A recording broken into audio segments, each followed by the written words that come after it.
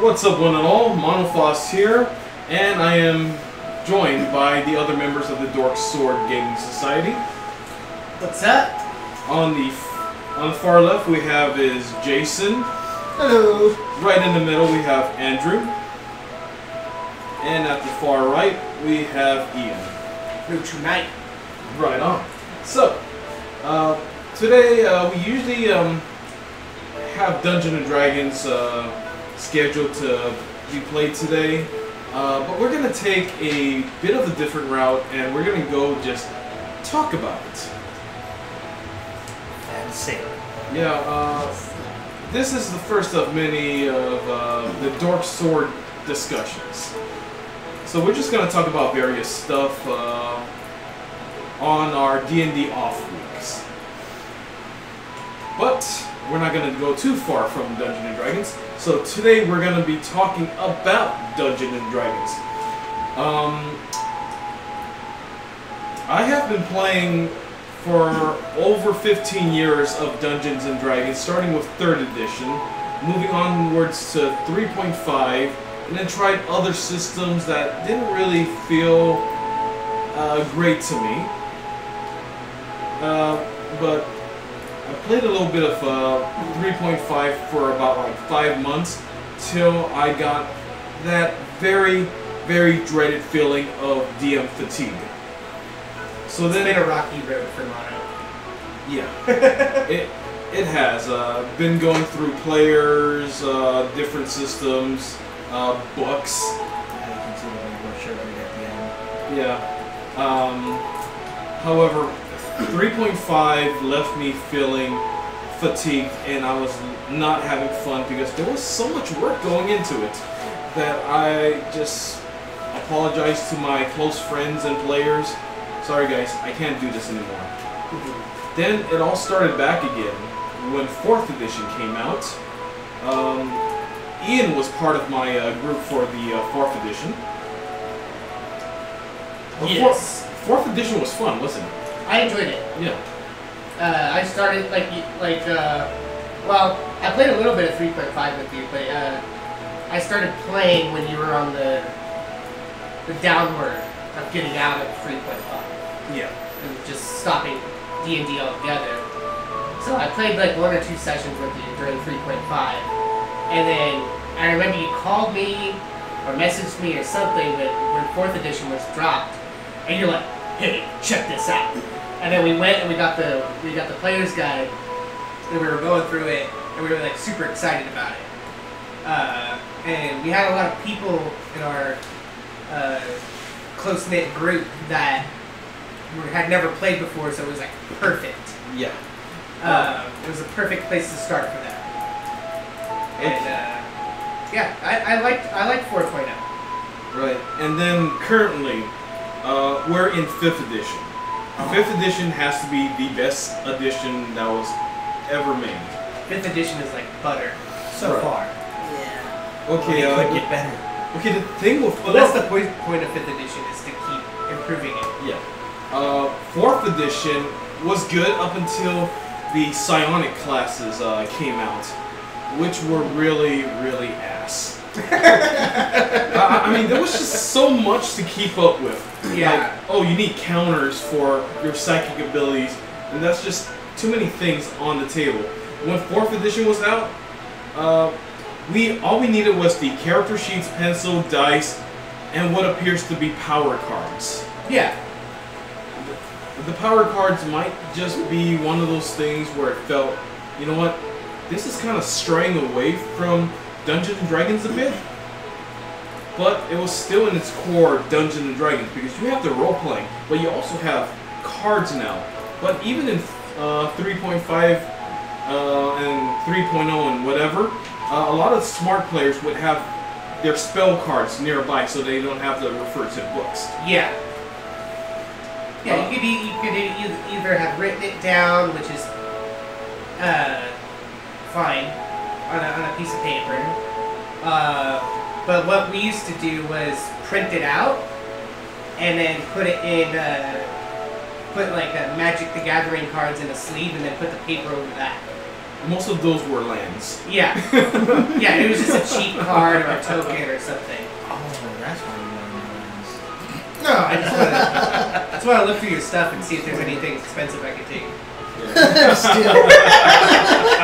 Wow. How rude! No, Okay. but I like that. It was cool because it felt like you were slinging spells, even though it kind of didn't make sense because I was a fighter. But anyway, Yeah. I still roleplayed a fighter and tore it up. But yeah, 5th edition. It's a lot better than 4th edition. 4th edition was okay. Yeah. 5th edition is like near perfect in my opinion. 4th edition brought out a lot of balance to the game. Yeah. And, you had wizards, sorcerers, clerics. One of the thing is, the players, the groups, they like to have those guys in. However, they lose a lot of their spell slots per day after using it. And 4th edition was the edition that introduced at-wills. That's where they don't run out of spells to use. At-wills are your cantrips. Yeah. Let's see. Jason and Andrew, you guys were not in my prior games when I first started in 2002. No. Actually, it was, 2002. I think I was in the 6th grade. Wow. I was just graduating high school. Babies! They're babies! They're babies! I was actually already in the workforce when that happened. Yeah. Jason's the same age as I am. That's stupid. They're infants. Okay, but you I'm two, offended. Jason, Andrew, have you guys ever played D&D or any other tabletop gaming things before joining my sessions? No, I haven't. In along the lines of D&D? No. Of RPGs. I mean, we all played Monopoly. The video we all, games, but not board games. Yeah. Candyland, Yahtzee. Yeah. Yeah, Monopoly, Magic the Gathering, Yu-Gi-Oh! But, yeah. Magic the Gathering. I mean, Yu-Gi-Oh! I yes. played Yu-Gi-Oh! Okay. Magic the And Gathering Pokemon. is not a role-playing. I know, but it's still a tabletop game. Yeah, I know. They got confused. Right. Yeah. You're confused. Okay, so it's understandable that at this day and age, we've all played RPGs in video games. Okay, starting with you, Jason. What was your favorite RPG when playing video games? Ooh, probably have to be Final Fantasy. Which One of my favorites. I haven't played a lot, but I liked 10. That was real fun. I'm in the middle of playing that right now. Yeah. Oh wait, no, I'm playing 13. Okay, yeah. I have 10 at home. Yeah. I played like the opening of it. 10 is filled with babes. Yeah. Yeah. I mean, isn't that the entire premise of Final Fantasy? Here, play a main character, dude. Here, have some hot chicks to go with you. X2 was when they went all Charlie's Angels. Yeah. Yeah. That was cool too. Not that there's anything wrong with that. Okay, what about you, Andrew? What was your favorite video game RPG? I mean, does Pokemon count? Yeah. Pokemon does count. Yeah, Pokemon is there RPG you go. for sure. Then I have to go with Pokemon because Pokemon is life. Okay.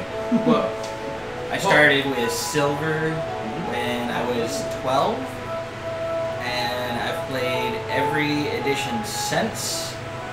And my favorite still is gonna have to be Red.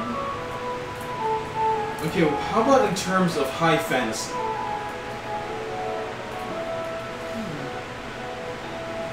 League of Legends? I don't think League of Legends counts. No. No? No. I tried. It's a fantasy MOBA. It's not an RPG. You played Right. WoW? Does that count? WoW does count as It's RPG. okay if you never played it. If you never really played one. Yeah. I'm actually thinking I haven't. I mean, I did play WoW for a little bit, but Well, that's other than that, Well, I think WoW counts. Wow. It's a fantasy RPG MMO.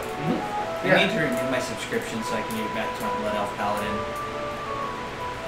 Well, there you go. Night Elf Hunter and Draenei Paladin for me, because I always liked that cinematic with the the introduction to the Burning Legion with the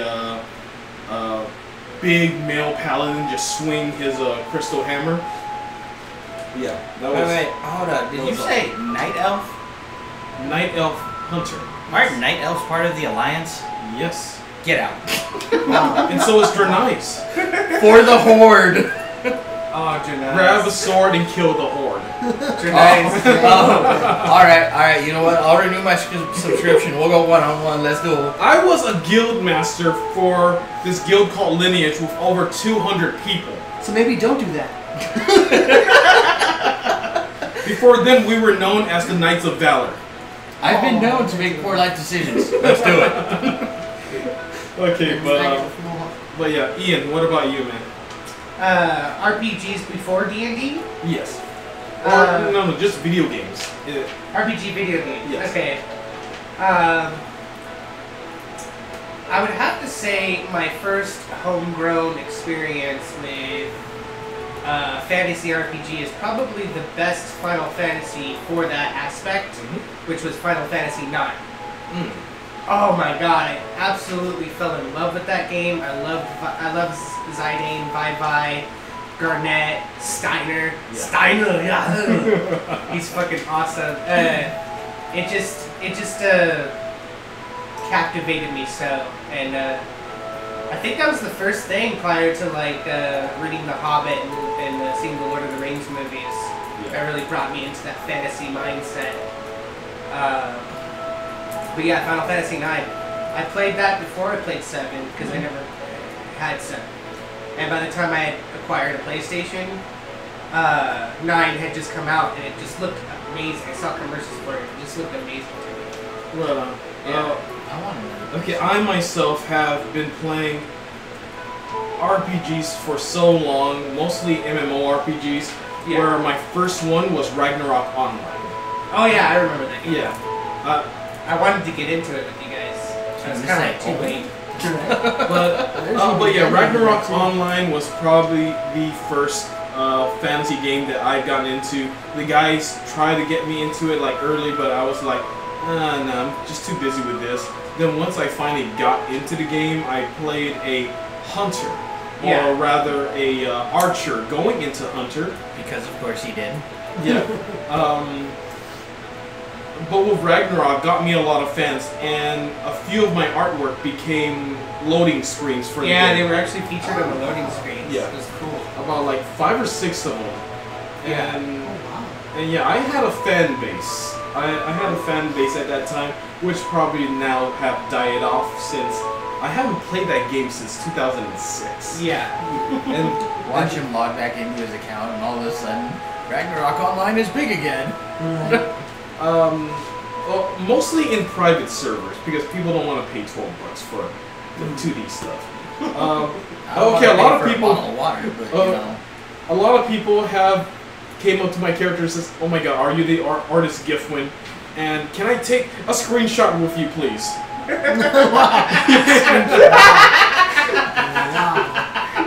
I find this freaking funny. They wanted a screenshot with my character. Yeah. Look who I met IRL. Oh man. But yeah, fun stuff. So now we all are playing Dungeons and Dragons. The ultimate RPG. Yeah. Right? Where it all started with Gary Gygax. Yeah. Yes. It's so ultimate. If you're a fan of the mind. No. You know, we gotta try out Theater of the Mind one time. Just What's that? It's basically where you don't need a grid, you don't need miniatures. I just have to tell you guys where you are and have you guys visualize it in your head. That's You know, I could do. I know I could do that. Yeah, I know you can do that. but yeah, it's actually pretty fun like that. It'll confuse you here and there, but Actually, it sounds like a really good exercise. I'm sorry to interrupt you, but no, go ahead. it really does sound like a really good exercise for those who don't normally RP. Yeah, Jason. It'll kind of cause you to close your eyes and meditate and have to visualize more. Yeah. So it's gonna stimulate that imagination muscle. So I would love to do that actually. You said muscle. Oh, okay. Okay, basically, in Theater of the Mind, you will go ask, so how many are there? And I would say about 15 of them. Yeah. And You would say, run away! I cast fireball and kill them all. okay, and then I would roll the dice to see how many actually gets caught in your fireball and One. and such. And then, okay, and then like in some cases, I would tell you, let's say Ian, I would tell you that there's a bunch of goblins around Jason right now, and one of them is going to strike at him, and then since it's your turn, and I was talking to you about it, you would say, yeah, well, I intercept him, and I attack him with this, blah blah. Oh, cool. Yeah. I attack him with fireball. Yeah. Did you stop with your fireballs? So pretty much it'll Put your fireballs away. so it'll have us, Sorry. like not moving things around a lot, and just have us play around with what we have in our hands, the character sheets, the dice, and just have everything in our heads. That's fun. I think that next time we're playing not on camera, we should do that.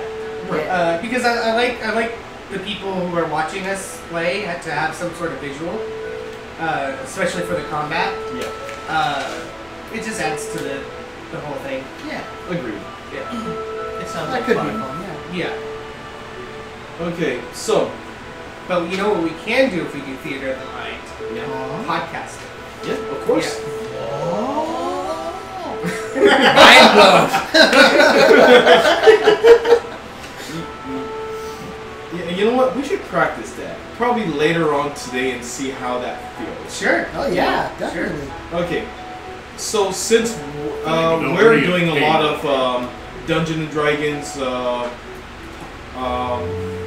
broadcasting, where we have simultaneously stream on Twitch and YouTube at the same time. Who do you guys watch? Who do you guys watch to get ideas or learn D&D from? Jason. Oh, well, I mean, I'm a critter. I like to watch Critical Role. So, Right on. pretty much, yeah. Matt Ashley Mercer. Johnson. That's my girl. Yeah. Don't lie, you don't have any girls. Well, I mean, yeah, it's true. Which one is Keelit? Keyleth, that's Marisha Ray. Marisha Oh. Ray. Yeah. I'm a big fan of you, Marisha The Ray. druid. You're just so cute. She is. Sorry, Matt. Right? I love you, bro. But yeah. Okay. What about you, Andrew? I watch whatever you put up in the group chat, man. Okay. Honestly, that's it. Okay. Just all natural for you? Or whatever's handed to him. No. Just whatever's handed He to didn't him. necessarily say like, what do you watch? But like, do you do Yeah, how do anything you- to get yeah. inspired for the game? at Yeah. all? Yeah, but Whether that's it's what I'm just, saying. like, It's like all natural. Thinking about it. Yeah. How do you? Do I had a it? dream about it last night, actually. That's a great. That's a great. really. That's good how you know you're addicted to D&D. I had a dream about it. Like, we were here at Mono's house playing, and I had my Paladin with his flame sword and everything. I set it on fire, and I forget what I was attacking, but I rolled a critical, and I was like, yeah! Nice. Doesn't matter what you're attacking, as long as you're attacking. Yep. Right? Well, I mean, by that logic, I could attack you. I mean, wouldn't put it past you, that's for sure. Wow. Okay. I'm a lawful good paladin thingy. Actually, I think I'm neutral good, but that's beside the point. I mean, maybe in the game. Fair enough. And what about you, Ian? Who do you watch? I watch Critical Role as well. Yes. I'm trying to catch up, but when you watch a 4-hour show, every episode in the end, what are they on, like episode 96 or something? At least. No. No, like more 100. than that, yeah. Yeah. They yeah. just had their 100th. That's right, Yeah. yeah. So, like, I think I'm like on episode 9 or 10. Yeah. Wow. So Yeah. I'm trying to like catch Okay, up. but if each episode is like 4 hours long, you can't really blame them for not being that far. I mean, that's Yeah. true. Yeah. It's kind of I wish I got into it early. Yeah, I've been That's all watching I it can for, say. It's kind of a stretch to binge watch that. I think I'm just gonna start watching the lives from now on, and just catch up intermittently. Right. But yeah, I love Critical Role, and also love WebDM. Oh yeah. If you're unsure as to how you want to play a character, or if you just want to get to know a class or a race, look up WebDM because they do the brain work for you, and they tell you like the pros and cons of everything. So if you don't want to read about it, but you do want to play a certain character, WebDM has what you're looking for. Right. Right? Okay, I've watched a little bit of Critical Role because I love voice actors. You know, Laura Bailey, I love her to death.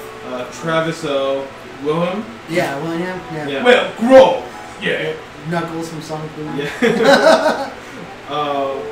Okay, Marisha Ray, of course, and then we have freaking Matt Mercer, Right. who I believe is the best dungeon master out there. He's very creative. He's a voice actor, so he has a lot of voice ranges that he could make up for any character, Yeah. any creature, sound effects, because he practiced everything. Yeah, he's so fluid. Very. He's like the Bruce Lee of Dungeon Masters. Yeah. right. I mean, When even Bruce Lee was taught by somebody. yeah, but you know, like he gets like Bruce Lee. Matt gets inspiration from everywhere. Yeah. But it's because of his theater work and his work as an actor that he's able to overcome a lot of stammering, speech impediments. Let's see. He's just very fluid. He's a master at this, and been playing a lot of Dungeons and Dragons since he was in high school, apparently. And you know, he's written the campaign setting for his story. Yeah. Right there takes a lot of dedication if you're gonna put out a book this thick with your campaign. Yeah. Uh, So keep all your notes, Mano. Keep everything you write, because you never know. yeah. We might be going back to it one day. Motto will become world famous, put out a book, you know. Okay. But other than Critical Role, I've also watched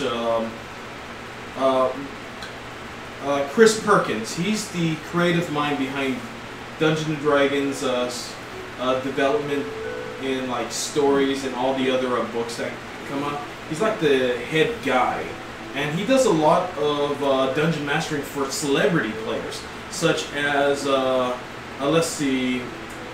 Okay, there's a whole bunch of them, about some of which are acquisitions incorporated with web comic artists, such as Scott Kurtz, Micro Hulick, you know, the guys from Penny Arcade. Okay, a lot of their sessions they played at Penny Arcade or the Penny Arcade convention, and it's just very fun to watch live Dungeons and Dragons, especially with how they interact with each other. They joke around, but still play the game and making sure that, you know, the audience, they play in front of a stage audience too, you know. Whenever they're at the Penny Arcade convention. I'd be like, nope, I'm The PAX convention. Penny Arcade Expo. Yeah, that's. Yes. So yeah. Is that Okay, they get different celebrities to come on, like Will Wheaton, Morgan nice. Webb, a former Morgan Webb. G4, yeah. Yeah, X-Play. Oh my God, Morgan Webb. Yeah, Yeah. Morgan Webb. Oh. So many. You never heard of X-Play? Never mind. Don't even. Yeah, let's not get into that. wow. You guys are so mean to me. Okay, all I could say. Old school IRL wife. Yeah, Right. Yeah. All I could say is G4 was once for the gamers, and then they shit it up with, I don't know, the whip set by having all these other things that don't really appeal to nerd culture, Yeah. like car shows and such. Yeah. Right, yeah. Now, hold on there. Okay. If these cars are along the lines of, like Back to the Future, sure. No. But they were not. No, ever heard of something called the whip set? I don't think he ever watched you. Okay. TV. All right. Watch me whip. Gotta watch me nay. I used to love that channel. Yeah. That's where we learned about. Okay, they had a lot of whip sets, and then they had cops. They put cops on there? They put cops on there. That's ridiculous. I mean, it's so ridiculous. I mean, it's okay when they put on like Star Trek: The Next Generation on there. Yeah, that's By fine. the way, That's Attack of the Show still exists on Twitch. Hmm? It's just called The yeah. Attack now. Yeah, okay. Kevin Pereira. Yeah. Yeah. Yeah, he was great. Okay, I so feel so nerdy right now. I have no idea what you guys are talking about. Anime Unleashed. so So good. No, I haven't seen it. You haven't seen Anime Unleashed on there? No. Oh, that was okay, kind of like so going back, To it. yeah, Morgan Webb and all the other celebrities were on Chris Perkins' Dungeon and Dragon. He even got the writers for Robot Chicken to play Dungeons and Dragons. oh, that's so nice. Yeah. cool. Seth Green. No, not Seth No, Green, uh, but Cedric? the other writers of the show. The other end. Not him. But Not, all the other not Seth ones. Green, not Seth MacFarlane, but the other guys that are Matthew like. Cedric? I don't know. I Okay. don't know who they are. They're just Alright. the other writers of Robot Chicken. Actually, Other guys. that would be kind of Okay, interesting so, to see McFarlane do it because of his voice range. Oh, yeah. What Okay. about the what's it called? Harmon Quest. Oh, Harmon Quest is a Yeah. new one. I'm Yeah. waiting for season 2 to come out. Yeah. I say we should sit down and watch some Harmon Quest. You alright? Yeah, That was Yeah. so good. Aubrey Plaza? Oh, my God. Because I've only seen the first episode. Aubrey. Yeah, I gotta see Aubrey Plaza because she's the bae to end all babes. she's Yeah. cute, but at the same time she's a moron. Yeah. She's just like, I do this, and the guy just lets her. It's like, My okay. name is Hawaiian Coffee. Wait, what? Her name's Hawaiian Coffee? Yeah. Okay. But we'll talk about that later. Yeah. So as a DM, I try to keep up with a lot of things that will teach me on how to play or get motivated for the game. I watch things like Nerdarchy, WebDM. This guy who has two different channels. One is how to be a great GM and how to be a great player. Yeah, he's very knowledgeable, and I like his South African accent. But Oh yeah. And- I know who you're talking about now. yeah, and The one guy with the big beard. yeah, Yeah. in one of his we have a crying baby outside. Yes. Okay. That is not what I was expecting. That guy with the big beard. No, he's a great guy. I love listening to his voice. Yeah, he did an episode where he's talking about different accents you could Yeah. use and how to do it. Yeah. All you gotta do, like, if you want to do that, if you want to emote more in your games, if you want to throw in an accent to make it more, to make your character stand out more, go watch his video on accents and just keep watching it over and over and over and try to do the same thing he's doing over and over and over. And I promise, at the end of the day, you're gonna be able to do that. Yeah, so Either that or your character will just him, have fun. and then Which I is great. also follow Esper the Bard. He's the guy that I listened to when we were heavily playing 4th edition, because when people was talking smack about 4th edition, he was the guy that says the right things that make sense. Because when you're looking at 4th edition, and all these people that hate it, they say that, oh, I hate this. It's too simple. And it plays like World of Warcraft on paper. It's tabletop WoW. I already play WoW. Why do I want to do that with D&D? One, I have been playing tabletop RPG and WoW at the same time, and none of which do I feel like they feel like each other. Yeah. 4th edition feels more like Magic the Gathering. You know, Yeah. attack X creatures and deal X damage. Yeah. For Reaping Strike or Sly Flourish and all that stuff. Reaping Strike. It sounds like you're definitely killing somebody. Yeah.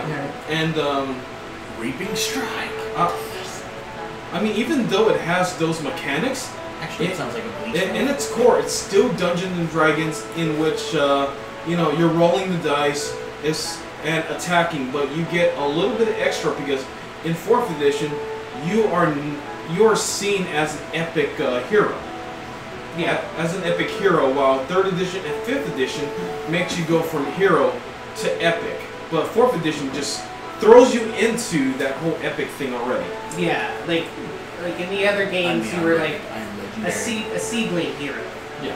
And then, you know, you start to blossom and sprout.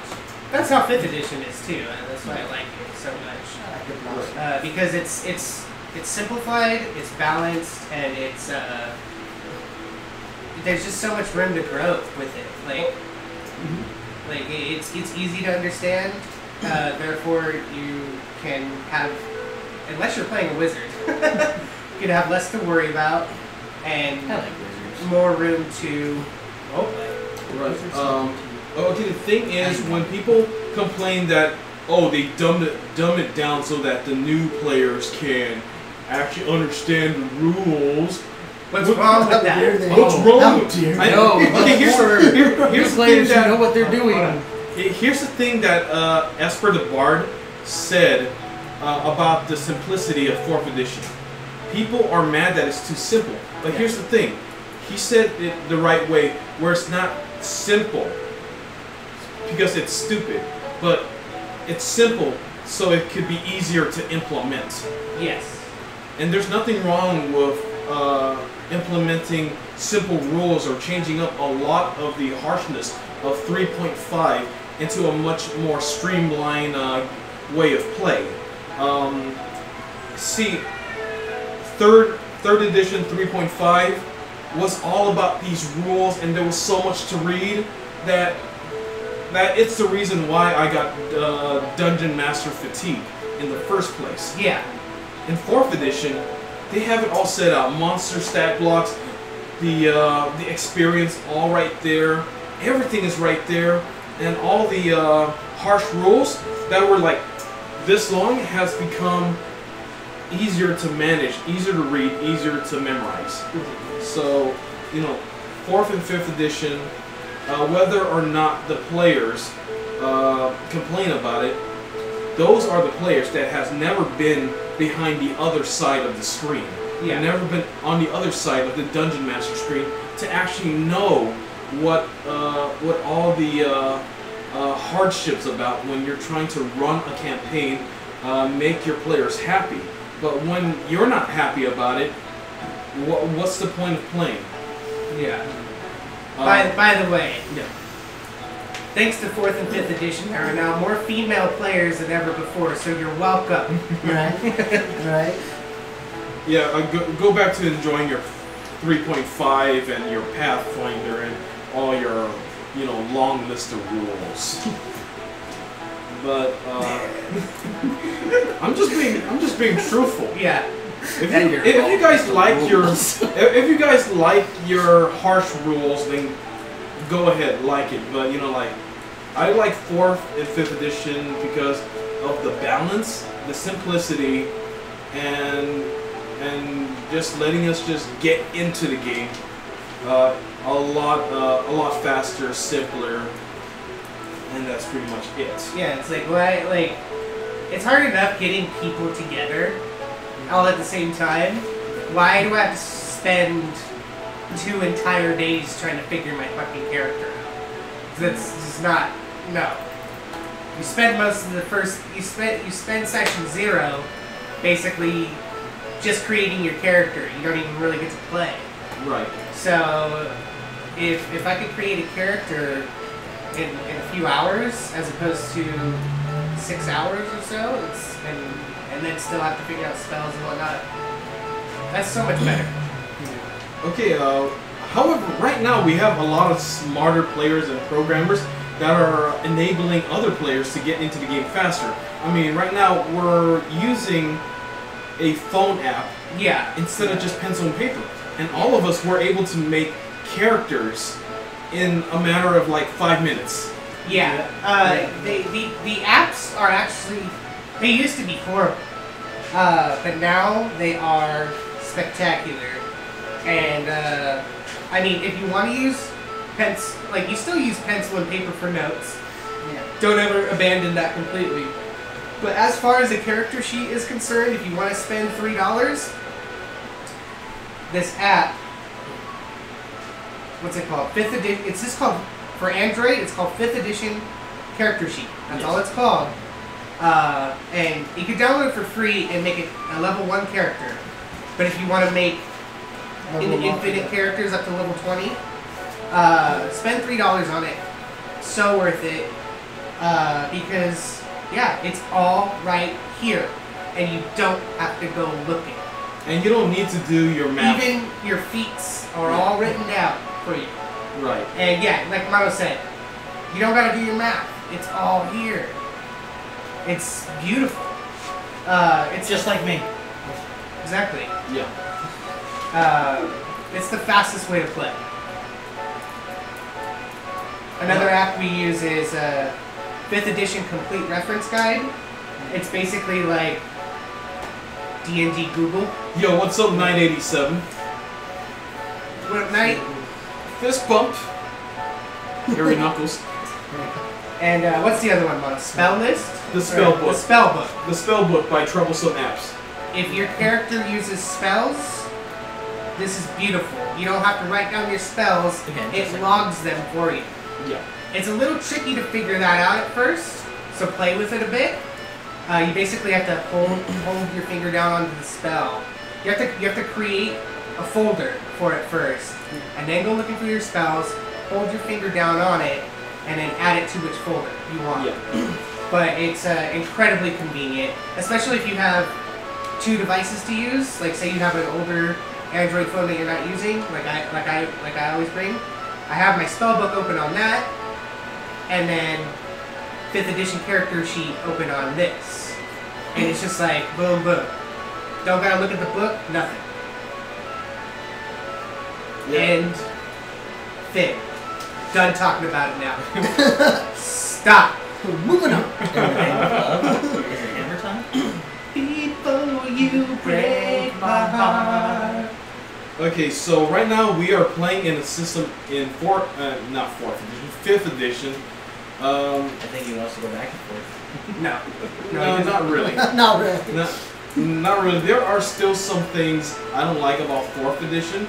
It's still a good game, just depends. Okay, however, we're playing right now in 5th edition, a campaign. 4th was good. 5th is sex. Yes. Okay, but some sex is not good. I disagree. Okay, so right now you guys are playing in my 5th edition campaign setting, in which you guys are on a quest to stop an evil from spreading across the continent of locality. Right now, you guys are in the kingdom that is ruled by Flyria. However, there is a king that took over, and everybody thinks that he's been there for a while, but you, as the characters, feel that no, he has not been ruling for a long time. He was just placed there by some mysterious force. He magically appeared one day. Yes. Who is this man? I am your king. No. But You're not Baylor. Pillar's not a king. He can be one. Get your things together. yeah. No. Get it together. No. Get all your things, put it into a backpack. You don't want to get out. Okay, so Jason. Jason plays a dwarf cleric that worships Goothix. That's How's that And like go- stones. Yeah. I do not lick stones. Spank you very much. Okay, how's that I've seen character? you. How's that character going for you? Yeah, it's going well. Yeah, he's fun to play. Definitely. Okay, now do you like the current game for what your character? I mean, the storyline's real good. I like that. Yeah, it's kind of difficult playing a cleric because I'm not entirely sure what they do on their off time. Well, you could still. They're not clericing about. Okay, well, you could still, like read in your Dwarven Bible. Yeah, pray to your Dwarven god. Yeah, I do that a lot. I pray a lot. I say it like all the time. But you know, like not every clergy is perfect, right? Yeah. So he'll have some things that might be considered vices. Yeah. That he does on spare time secretly. Yeah. Yeah. So Everyone's human. yeah. Except for dwarves who are dwarves. Or, you know, bugbears and stuff. Yeah. Yeah. Okay, but can you tell us some of his vices that you could probably think of at the moment? Okay, well, actually, the reason he doesn't drink isn't because he's like a real holy man type cleric. It's because he's a violent drunk.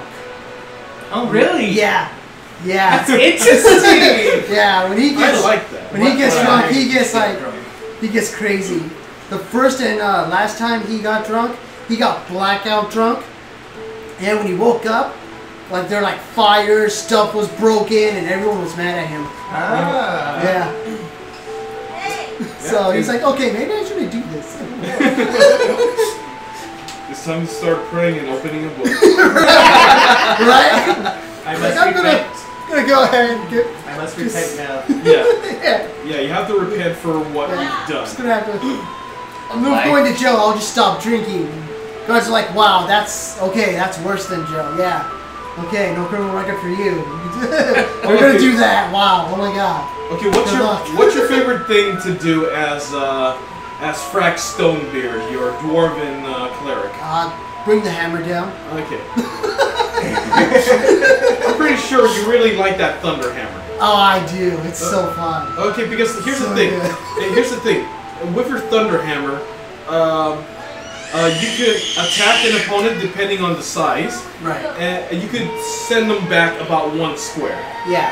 1 square. But if you hit like criticals, Yeah. oh I know. Just like that. That's how those sound. yeah.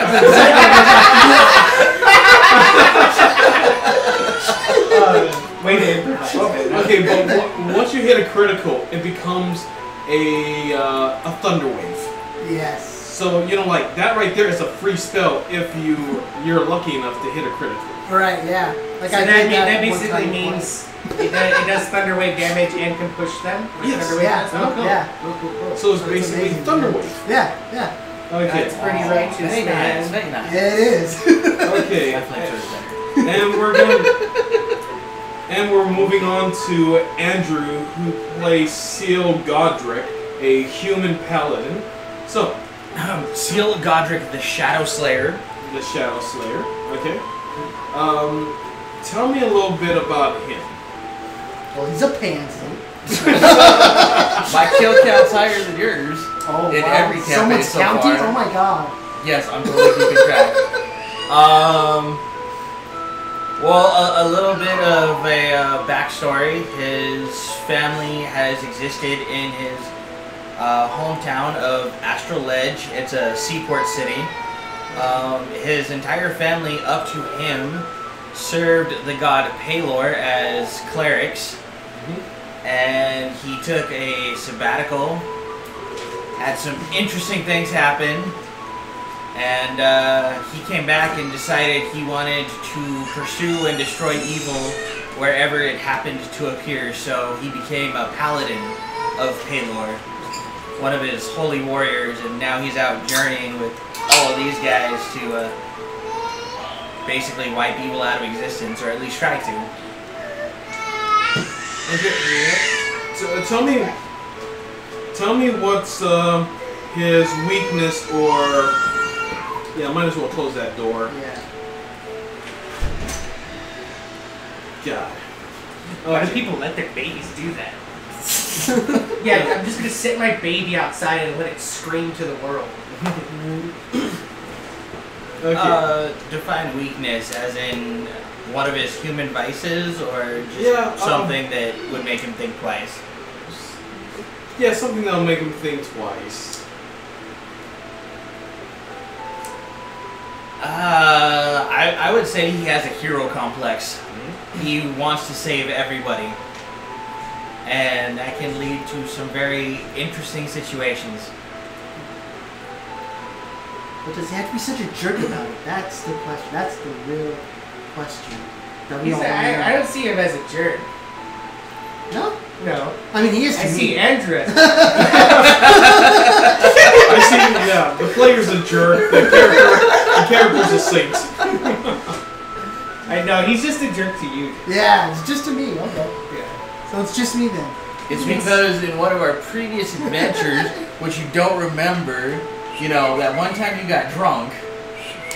That was not with you. That was not with you guys. That was in my village with my family. I was there in spirit. You were there in spirit? Yeah. That's weird. Why is your spirit following me? Why is your spirit stalking me? That's weird. He needs something to do in his off time. So does I don't feel safe around you anymore. Does Seal have any vices? Other than having a hero complex? He's also old. Because like a vice is like... He has to stay away from gambling. Oh, okay. That's interesting. Oh, okay. Before he took his sabbatical, he lost what would have been his entire inheritance in a game of dragon chess. Oh, wow. And that kind of pissed off his dad, so... he more or less swore off gambling for the rest of his life. That's cool. Right. Okay, so moving on. He's also very bad at it. Clearly. Okay, so moving on to Ian, who's playing Bixler, the rock gnome bard. Emphasis on the rock. Tell us about your character. Yes, I am Bixler, the ruckus Zavala. I'm a party animal. And somewhat consider me a bit of an alcoholic. No. Alcoholics go to meetings, you're drunk. I'm more or less an aleaholic. To me, it's just like drinking water, you know? It's very refreshing. But, yeah, Bixler is, he's an amalgamation of different characters.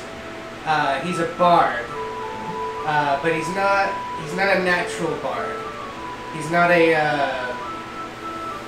he didn't learn how to make magic through his music. It actually is a total accident what happened. He was just a musician, a very innovative, crazy, like, you know how they say there's a fine line between genius and madness? Mm-hmm. Well, he's just a little bit above that genius line.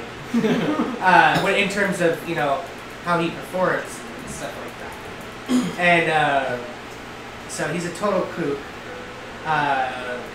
Struck by lightning on a rainy night because him and his fellow bandmates were playing on. The people wanted them to play, so they were going on. And yeah, he's always had an electric presence about him, and they call it a yartane, but it's a guitar. His guitar was struck by lightning, and which means he was also struck by lightning. And so through the magic of the song and the psychedelic state of everybody's mind, there was magic in the air already, and it just like all the components kind of came together and gave him his powers. So his powers are actually really linear for a bard. They're only like the powers outside of electricity or thunder are utilitarian. Just kind of like powers that he has evolved to need out of necessity of being a traveler. He's a nomad. He doesn't stay anywhere. He's all about the next show. Right. And the inspiration behind him didn't happen all at once. I kind of had to find his niche, after playing like 2 or 3 sessions with him, and I've kind of got it down to a T now, to where it's like he's a bit like 2012's Teenage Mutant Ninja Turtles Michelangelo.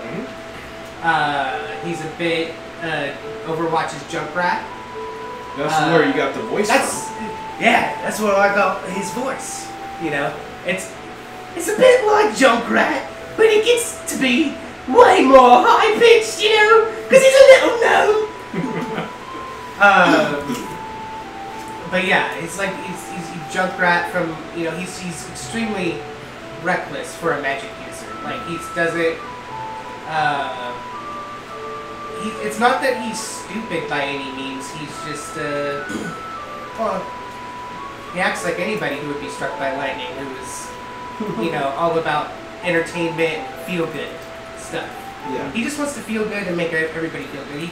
I kind of take a piece of my heart and put it in him, and he kind of dances around. That's who Bixler's the Ruckus Zavala is. Okay, Andrew, what's your favorite thing to do as Seal Godric? What's your favorite thing to do? Smite people. Okay, yeah, you do use a lot of smiting. I mean, it's there, and one of them's a feature. It doesn't even count as a bonus action, so I can stack them, which is awesome. The only prerequisite for them is I actually have to hit with a melee weapon. So I hit, and I do have a crossbow that I like never use, but since might as well sell it. That's actually a good idea.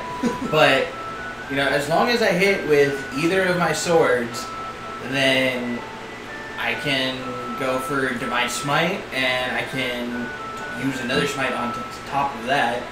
And you know, they're actually, as far as it goes, even with lower rolls, that's still double-digit damage just about every time. Okay, what weapons do you have? You have 2 swords. I have a Vicious Greatsword, which I picked up from an orc leader that we killed, I want to say 2 sessions ago? It was more actually like Maybe 3. 3 sessions. Yeah. When we were on the bridge? Mm-hmm. Okay. I mean, we make the dragon. Right, Yeah. that's right. Okay, so that Vicious Greatsword, it gives me a +7 to damage if I roll a critical on it. And then 2 sessions ago now we got a magic orb from, oh, what is his name? Zaruk? Yes.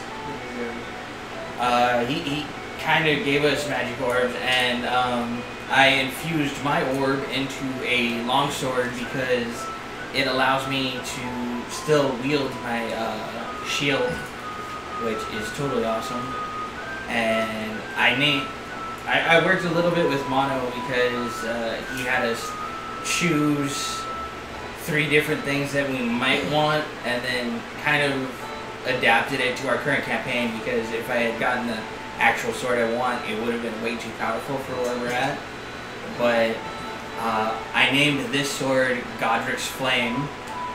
It does require a release word to set it on fire, but in addition to the regular damage that a longsword does, it does a 1d6 in fire damage, which is super awesome. So basically, you only have to worry about it not igniting if you are rendered dumb. Yeah, if I'm knocked prone or become unconscious for any reason, then it will the flames will diminish. So if somebody casts silence on him, he can't ignite his sword, right? Correct. Which is kind of a bummer. Then I'll just have to switch out for my greatsword and be like, all right, let's go. Vicious one. No words necessary. Right?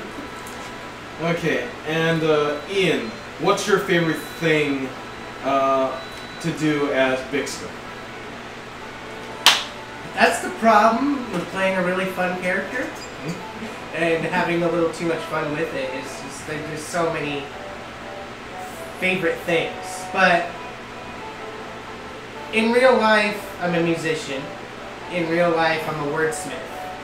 So this is an extension of who I perceive myself to be. And so it's the same as in real life. My favorite thing to do is entertain people. So when I am doing socializing with DokSword, he loves flirting.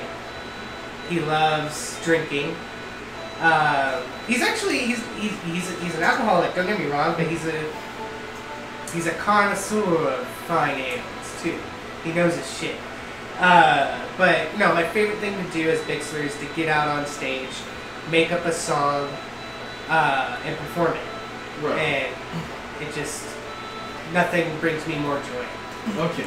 So Jason and Andrew have talked about weapons that their character had found or created or bestowed upon them in the campaign.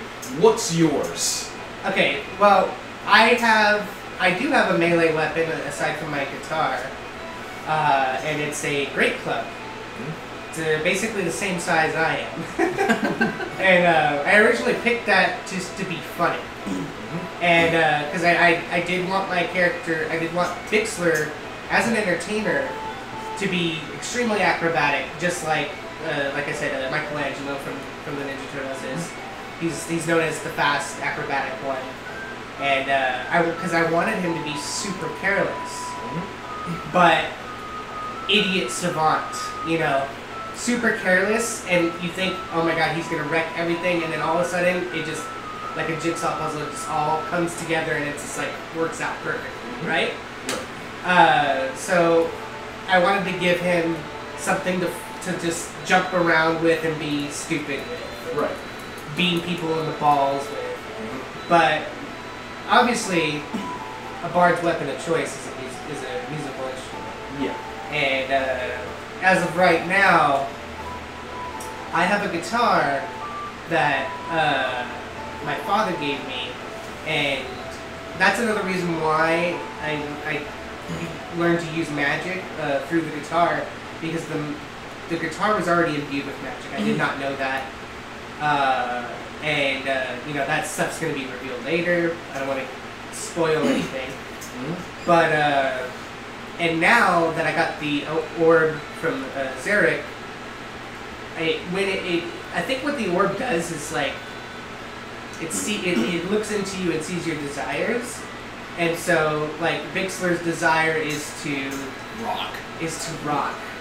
rock people's socks off. So it went into my guitar and reshaped my guitar, and basically turned it into what's known as now the electric funeral, which enables me to once per day use lightning bolt, which is a very heavy spell, level 3 spell that bards cannot attain through normal means. So, and I can also, it also 100-foot range, 5 feet wide, set stuff on fire. Yeah.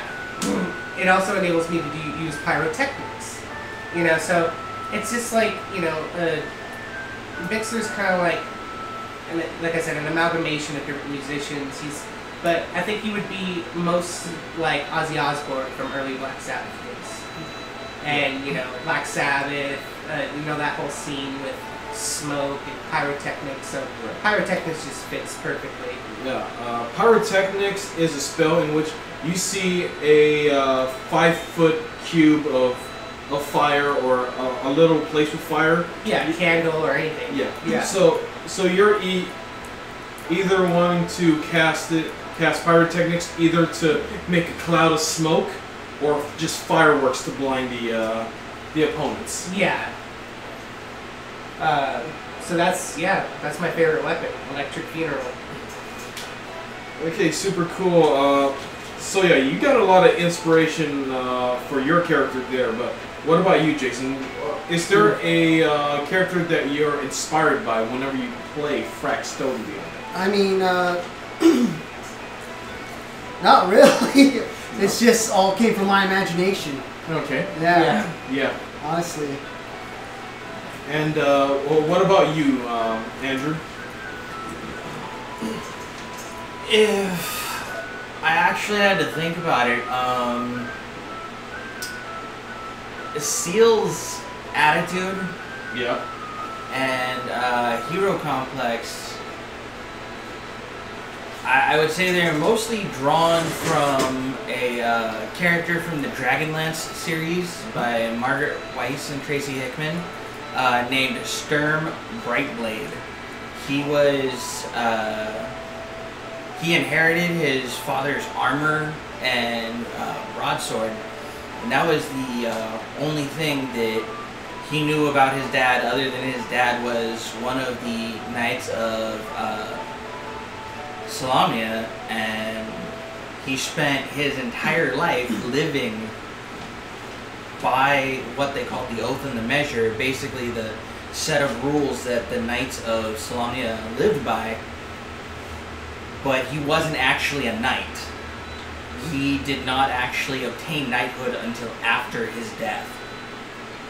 So his attitude of evil must not be allowed to flourish, and trying to save everybody comes, probably from that character in the Dragonlance series. Alright. It's a really good series, by the way. If you guys haven't read it, you should. There's only like 1 million books, but you know. 1 million books, and also probably an awful movie. Probably. So you know what? I would have to look into that. I don't know if they made a movie out of it. It's an animated movie. Oh. I'll have to go find that now. Okay, I watched a little bit of it, and a lot of it seems like...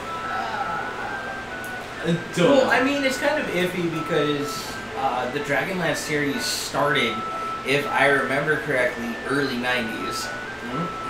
So, you know, back in those days, if they did an animated movie out of it, it was probably super cheesy and corny, and...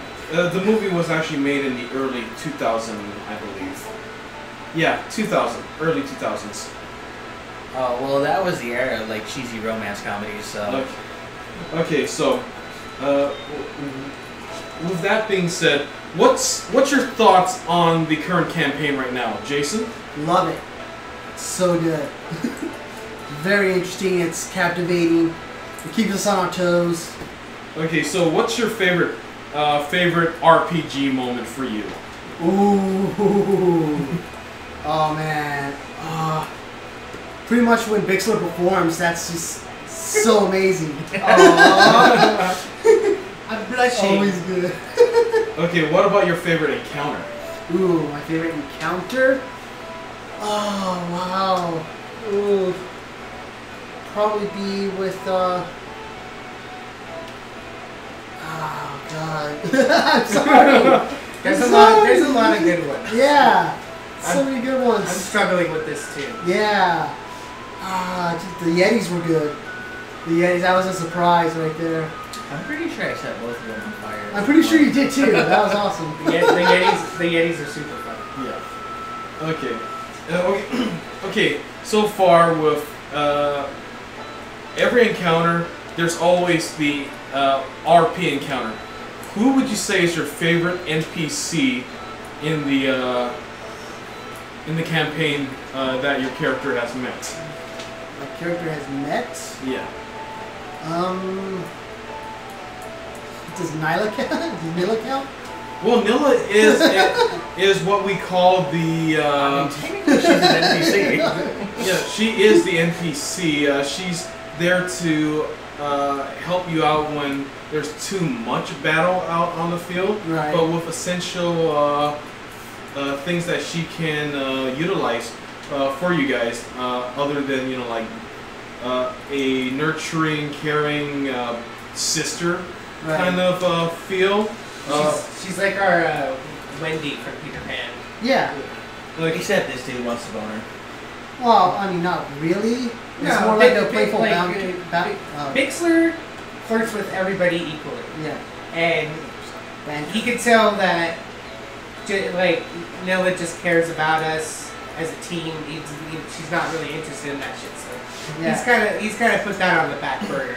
Oh no, my bad. It's you who wants to bone everybody. No, that was my old character, Sly Silvertongue, who was a bard. Yeah. He wanted to bone everyone and everything. Yeah. Are you sure? Because you seem to be emulating him a little bit. I know. Everything comes from a little kernel. Sly is a... He's a dilettante Yeah. debaucherous. Oh, okay. Yeah. Okay, we'll talk That's what about he was. the other campaign in a little bit. Right. But yeah, Yeah. you say Nilla is your favorite NPC. Yeah. Her and the mayor. The The mayor. mayor. Jason Alexander Mayor. Mayor Costanza. Mayor Costanza, yes. Okay, you weren't actually there when. No, I wasn't. But yeah, But- you were. You were Yeah. like watching it as a player, but yeah. Yeah, exactly. It's like It the was ones that very I met. The ones that I met. Okay. Okay. Okay. What's your favorite RPG moment of the campaign?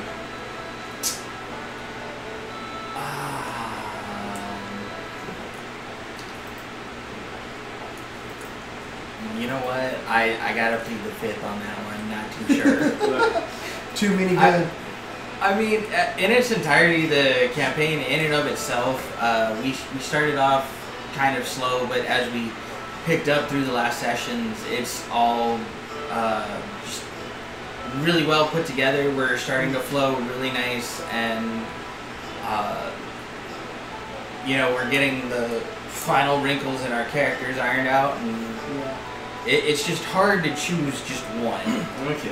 Well, how about combat encounter? I mean, in terms of that, from my count, in 2 separate encounters collectively, I've knocked out 4 different bugbears, and those guys are scary. So, Yeah. Okay. And how about favorite NPC? I'm still gonna have to go with Nella. She's just awesome. And our poster girl for the DorkSword campaign right Yeah. Yeah. now. Okay. And Ian, tell me, what's your favorite RPG moment? When Wendy spanked my ass. Pixley didn't realize how much he actually liked that kind of thing. Wants to try a few other And, things out. and likewise, she's also my favorite NPC so far. I love how Mono's kind of shrouding her character and the characters that follow her in mystery. I love that she's a fellow bard and that she's the tsundere. I wouldn't say she's tsundere just yet. We don't really know a lot about her, but she's designed after the tsundere Wendy from the whole Wendy's meme going on right now. Well, it's not the Tsundere, it's Smug Wendy. Smug Wendy. Yeah. Okay. Because I think having Wendy as a bard fits her well, especially with that spell, cutting words? Yeah. No, vicious mockery. Vicious Mockery, because Yeah. that's what she does. It's like in one of the tweets someone sent to Wendy, it's like, what can I get at McDonald's? And she replies, a refund. Or directions to a Wendy's. Yeah. No, yeah. Just the idea of like that presence being in our game, but she's also, you know, musically inclined and just flirting so relentlessly with me. It was just amazing. Okay, and let's not forget that she's able to be casting Taja's vicious laughter too. Yeah. Toughness, Yeah. hideous laughter. Yeah, hideous laughter. Yeah. Yeah. I was thinking about giving that to Bixler, but he's not. He's not a comedian. You know, he's not. He's funny, but he's not really. I didn't really find much room for flavor for that one. Right. Okay, so what's your least favorite NPC? My least favorite? Yeah, everybody, what's your least favorite NPC? Guard captain. Yeah, Guard captain for Talking sure. about Owens? Yeah, Owens. Sir Thomas Owens. Sir yes. Thomas Owens. Yeah, him. He's almost killed me like 4 times so far. Terrible. On Yeah. your first session too. He You're nearly right. killed you. That guy's a biatch. Yeah. Our first encounter is somebody who is immune to magic and carries a vorpal sword. You're right. And I was like, no, that's not cool. I was like, what are you trying to do here, Mono? You trying to just No like survivors? make What's going on? us hate life? I'm sorry, no one's going to live through this. Okay, I had to introduce a BBEG, big bad evil guy, off the very start of the episode or of the campaign to let you know, oh yeah, I'm not kidding around, guys. This guy will kill you. Yeah. If you do not make the right decisions. Yeah. He almost killed me. He basically killed Justin. Like 1 health left. Nerd. No, it was horrible encountering it, but afterwards it was like, okay, this is really cool. Yeah. This guy's gonna be challenged. Yeah. Yeah. I'm gonna have to kill him and take his sword one day.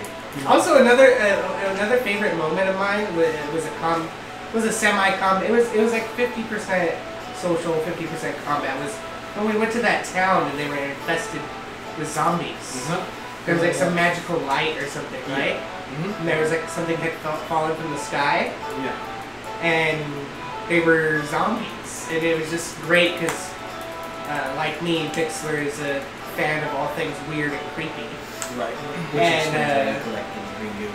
Yeah, the zombies were leaking this green stuff, and I put it into a bottle because it just looked. Fascinating. To me, it looked like the green stuff in Reanimator. You know what I mean? Like Herbert West's serum to bring the dead back to life. That's what it reminded me of. And No, it wasn't a bottle. I gave you my water skin. I put it in the water skin, then I got a vial. Yeah. Right. Yeah. That's right. Told you I didn't want that back. Because I'm a horror nut, so I kind of like try to put that in Bixler's head too. Except instead of horror films, he's seen horror plays and puppet shows. Right. So he was like, "This reminds me of that time I saw that puppet show called Night of the Comet." Night of the Comet's an old B horror movie, kind of a spin-off of Night of the Living Dead. Comet goes by Earth and causes everything to mutate. This a couple people, anybody who was within a lead vicinity was immune to it, so it couldn't penetrate through lead. And so that was a reference. I love being able to reference stuff like that. Okay, so right now, as I'm telling you guys the story and a lot of the things that goes on while trying to run the campaign, do you feel like I'm giving you enough freedom to do whatever you want? I mean, pretty much, yeah. It's just whether or not you guys want to do them at that certain point. Yeah, it's like. What do you guys think? There's definitely a lot of freedom. There's not we're a group. We're not, as much as I've played D&D, I wouldn't consider myself a veteran. And everybody playing with us is still very new to the game. I think he has seen more D&D than anybody here, so he's got a good knowledge of it. And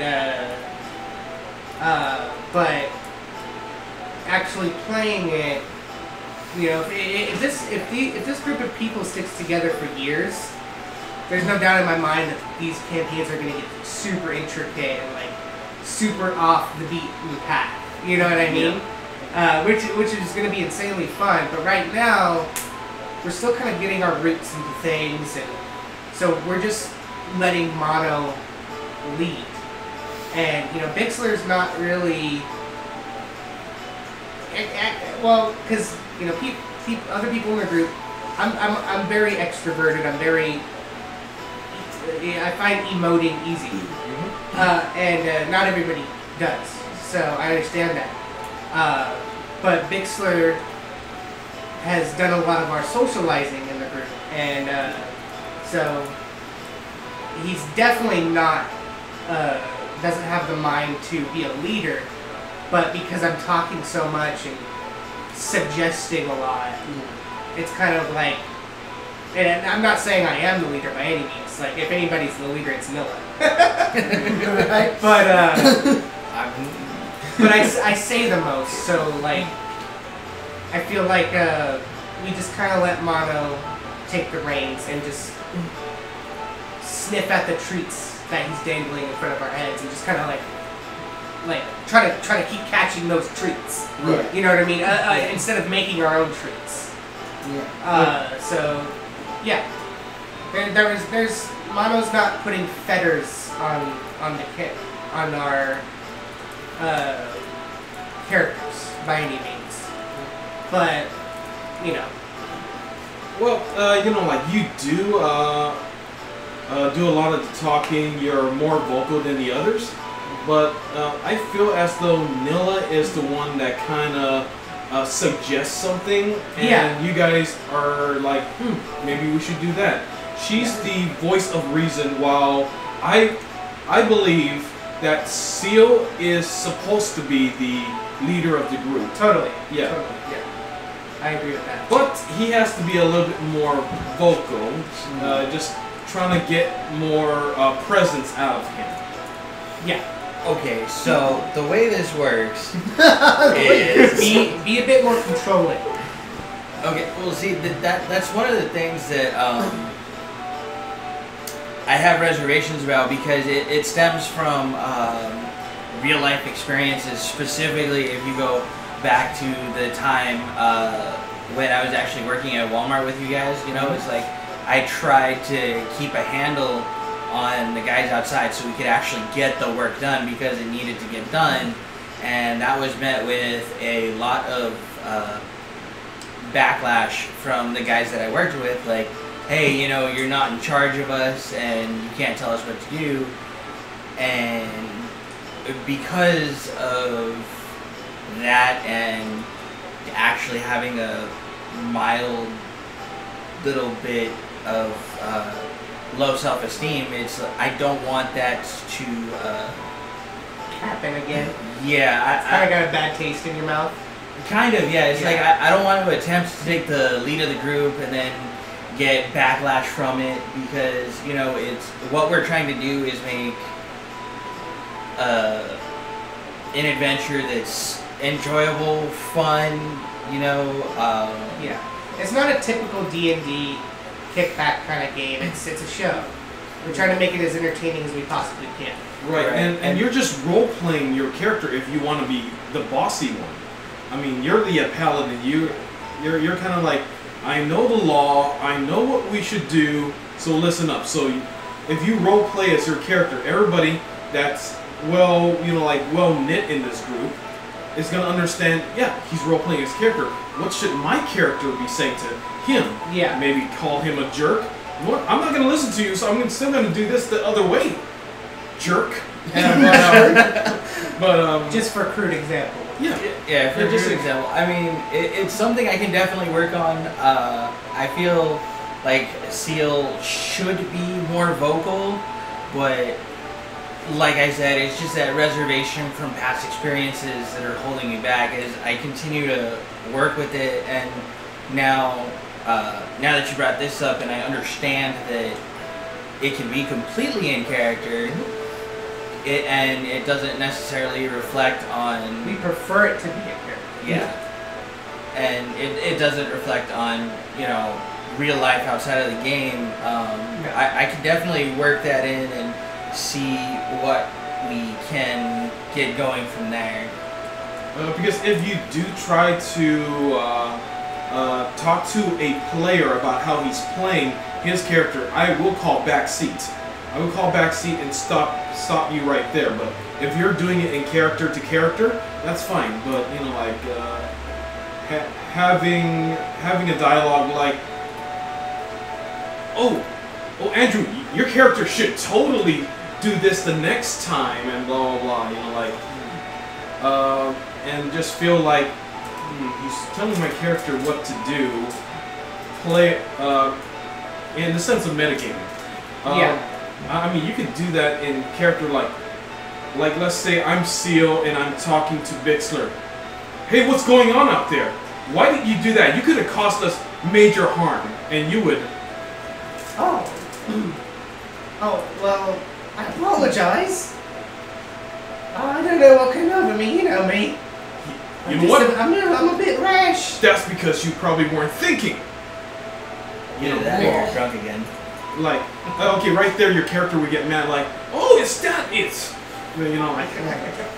No, Bixler's not. He doesn't Get mad easy?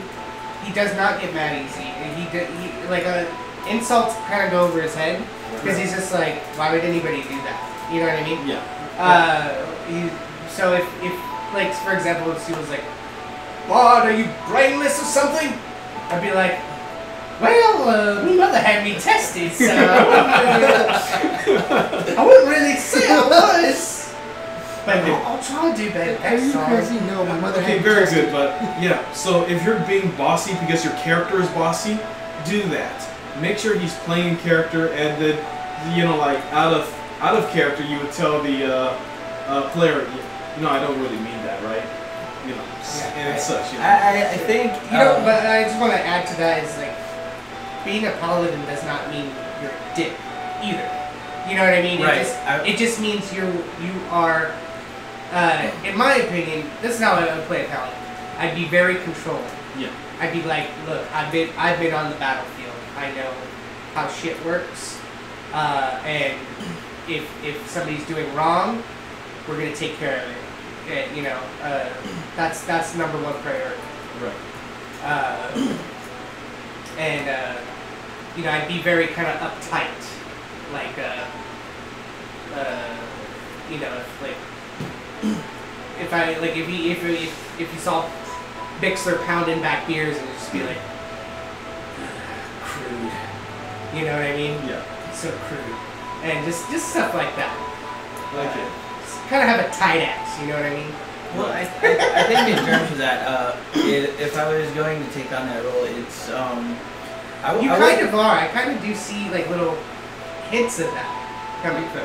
But not you know so what I mean? much. And where I'm sitting and how I'm observing everybody, you know, like just to make sure, okay, he's acting this way, so I should add this later on. So, you know, like just to get a rise out of him and yada yada. Yeah. great.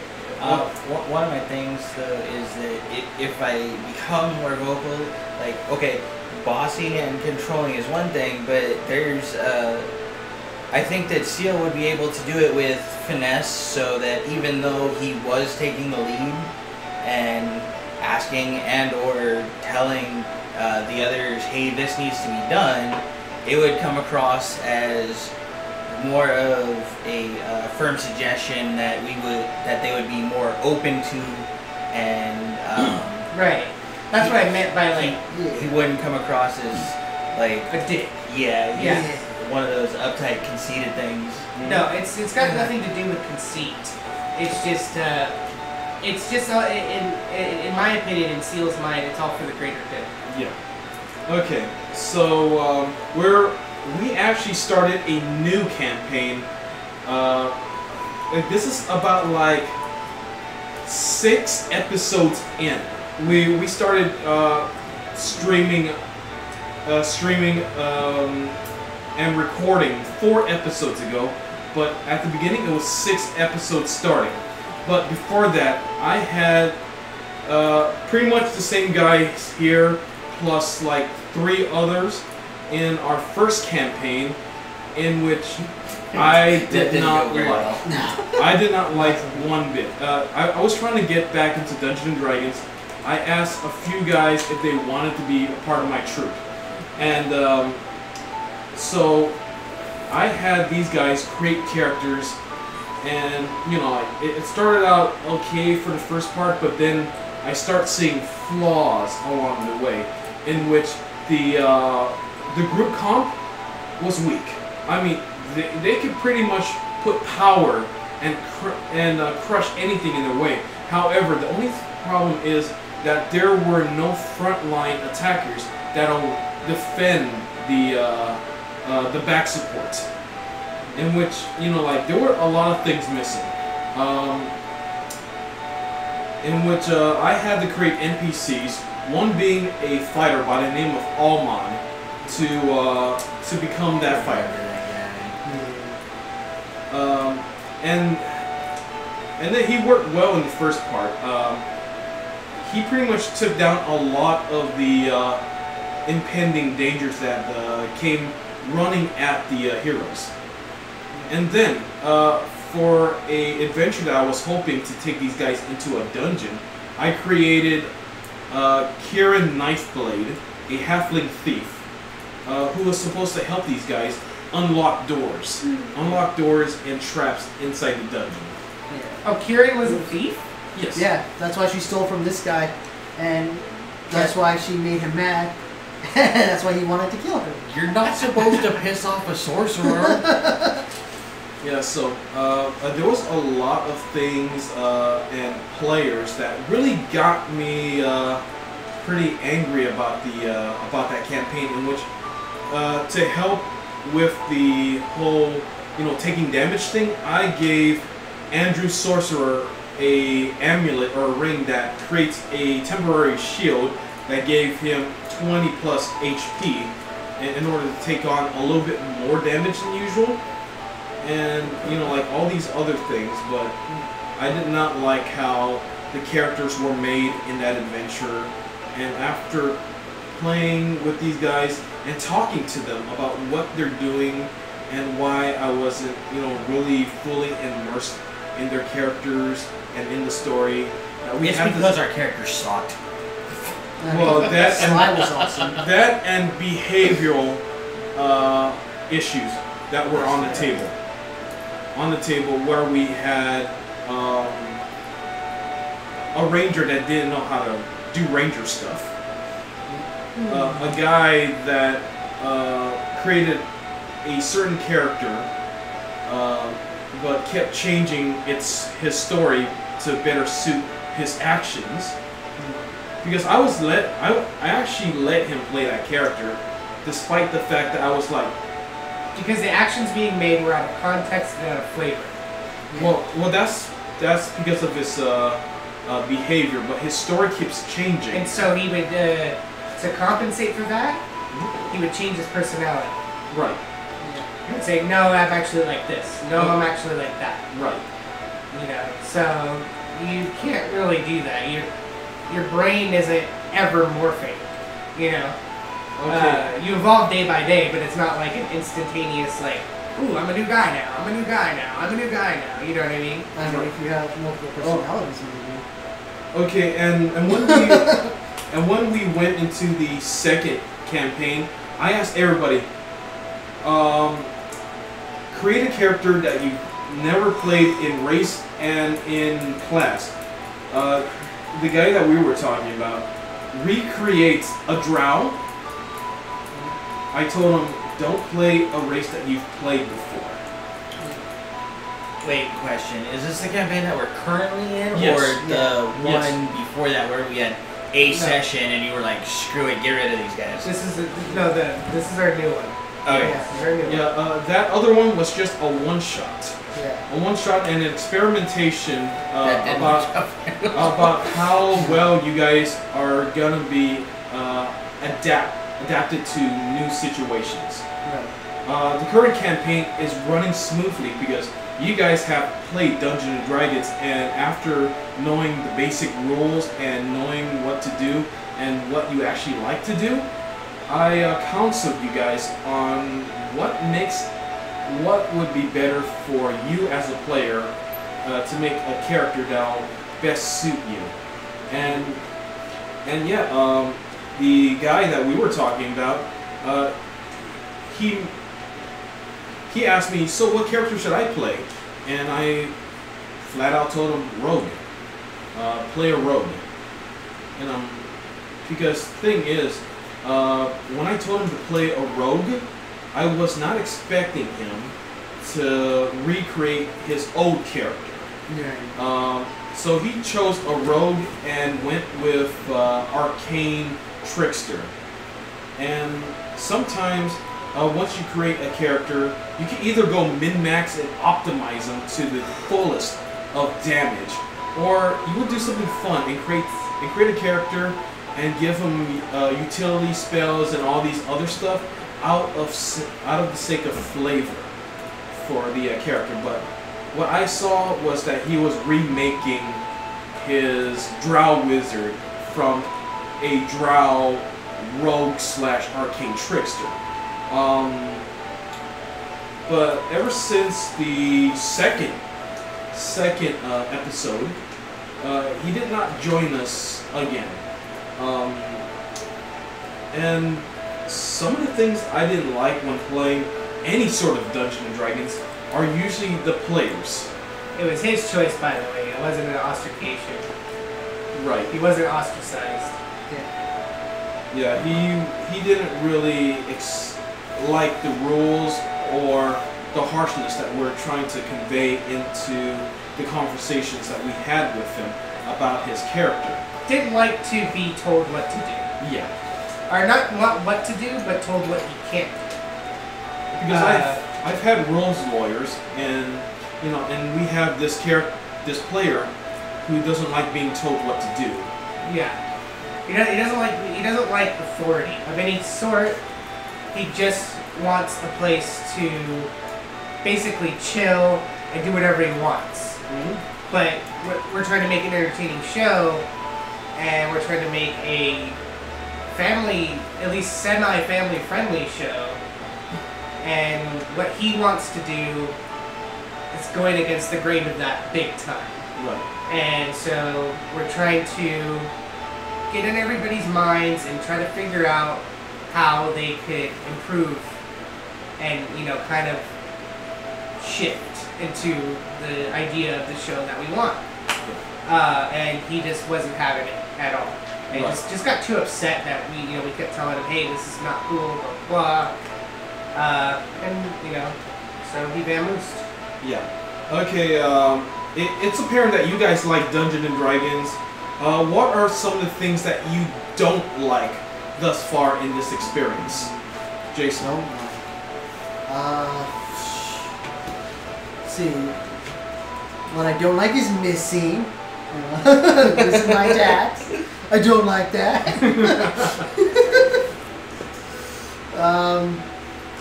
But yeah, I mean, otherwise, it's just a great big fun time. And I mean, there are times where it's like, I just don't know what to do with my character, like I said, and but I think that's more like just on me more than anything. But yeah, otherwise it's great. All right, Andrew, what about you? Well, I don't almost like dying, because I mean, it's one thing to get hit, but when the guy hitting you takes a little over half your life points in one shot, you're kind of like,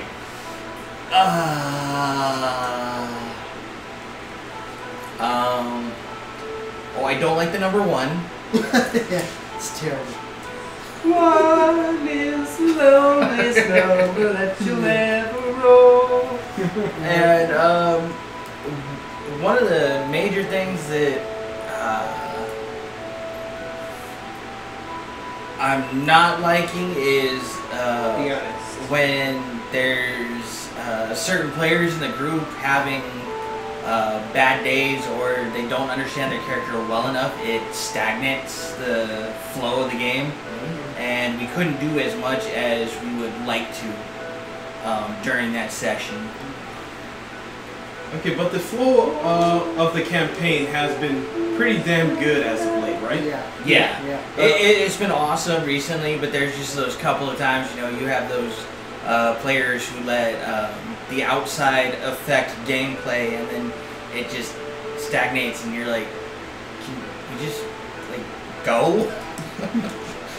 Right, because I try to have at least 2 encounters and great role-play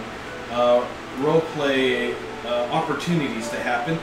The thing that I would like to happen is 3 encounters and great role plays before, in between those encounters, and at the very end when we sign off.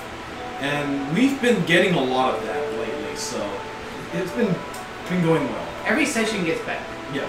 Every session evolves, and everybody in the session gets better, and we get better as a unit too. Yeah. So I'd say 15 sessions from now will be perfect. Okay. So what are your dislikes? My dislikes? Yeah, so far. Well, like Jason was saying, it's just been nothing but a treat. All the stuff that you've implemented for us and your storytelling, it's always a treat. there's nothing I could say because, you know, it's so visual. However, piggybacking on what he said about players recently, we've had fluid sessions, but recently certain players have brought their baggage to the table and had gained, allowed, because of the baggage they brought with them, they allow stuff in the game that affects their characters perceivably negatively to affect them as well. And so they're getting mad about stuff that's happening in the game, and it's just like, well, you know, what do you want? Pillow fights and marshmallows? Like, this game, you're gonna scrape your knees a couple of times in D&D. It just happens. And, you know, when somebody's sitting there like this, just while Mono's telling a story, or they're just on their phone, or they're hitting their head on the table, I can't even. It's clear that I'm the most vocal, and I'm the most experienced with, you know, emoting and acting at this point in the game, but I have to fight through that because I'm very sensitive. I'm a very sensitive person, so if somebody's being negative, it affects me, like, super harshly, and I'm just, like, gritting my teeth the whole time, like, just make him stop, please, you know, and I can't abide it. It just, you know, I don't know, do what you gotta do, burn some sage, meditate under a waterfall, but before you come in this door, leave that crap out there. Right. But there's one other thing that I have to say I don't like, and that's and it's fine, but I don't like I was saying. DokSword is kind of leading, like, you know, follow like suggesting what to do most of the time through happenstance, and that's because I happen to be the most vocal. I would love for us to all be on the same level. Right. To just be able to know what our characters would say immediately after something happens, so we could just all be bouncing off each other like a musical symphony. That's what I eventually want to see, and it's less exhausting for me that way. Yeah. But yeah, I would love to see that. Yeah, a lot of the new rules that I have implemented, like, okay, whenever you guys pick a spell, you have to go through me first, so we would understand it, and you guys would know what situations you want to have it come under. But before that, we had situations in which, okay, I'm going to go pick this spell because it seems so powerful, and when it's not actually that powerful, it's more of an issue of effectiveness.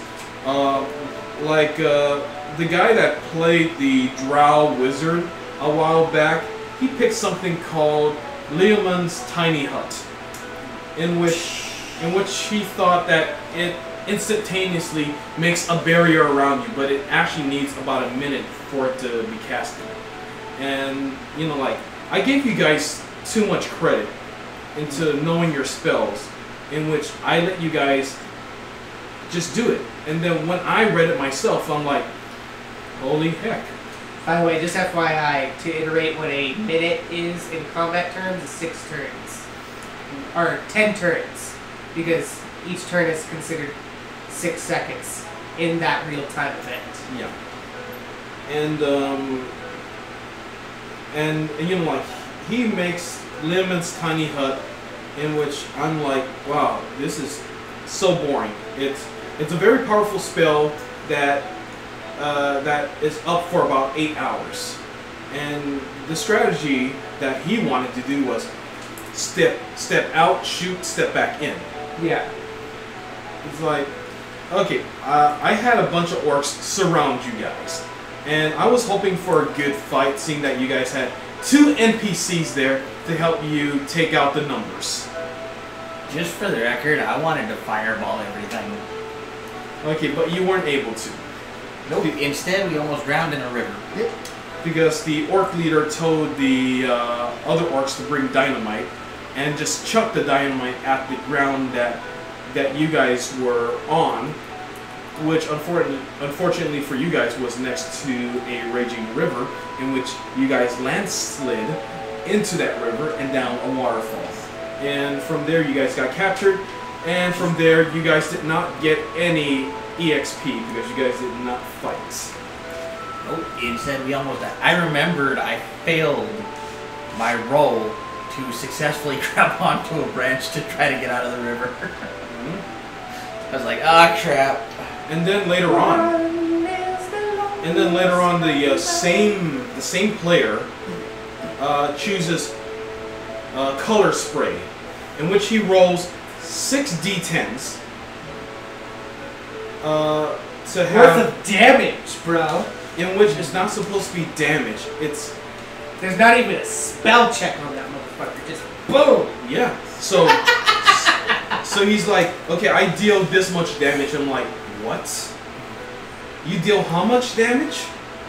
So, you know, like, well, knowing you guys were level 2-3 characters at the time, I'm like, no. No, that was our first. That was first day. No. That was my first day. We were. Yeah, I think you let us start level 2, right? No. I let you guys start at level. Yeah, you know what? Yeah, level 2. It was at level 2. Yeah. And then you guys went into the village of Runesbury, and that's when he used color spray. Yeah. I actually want to say I think it was level 3 because the character sheets I put together, I think we started at 3. Okay, 2 or 3 doesn't matter. However, it was a good, you know, like area. Either for way, you by guys. the end of the session, we would have been at to level 3 anyways. Yeah.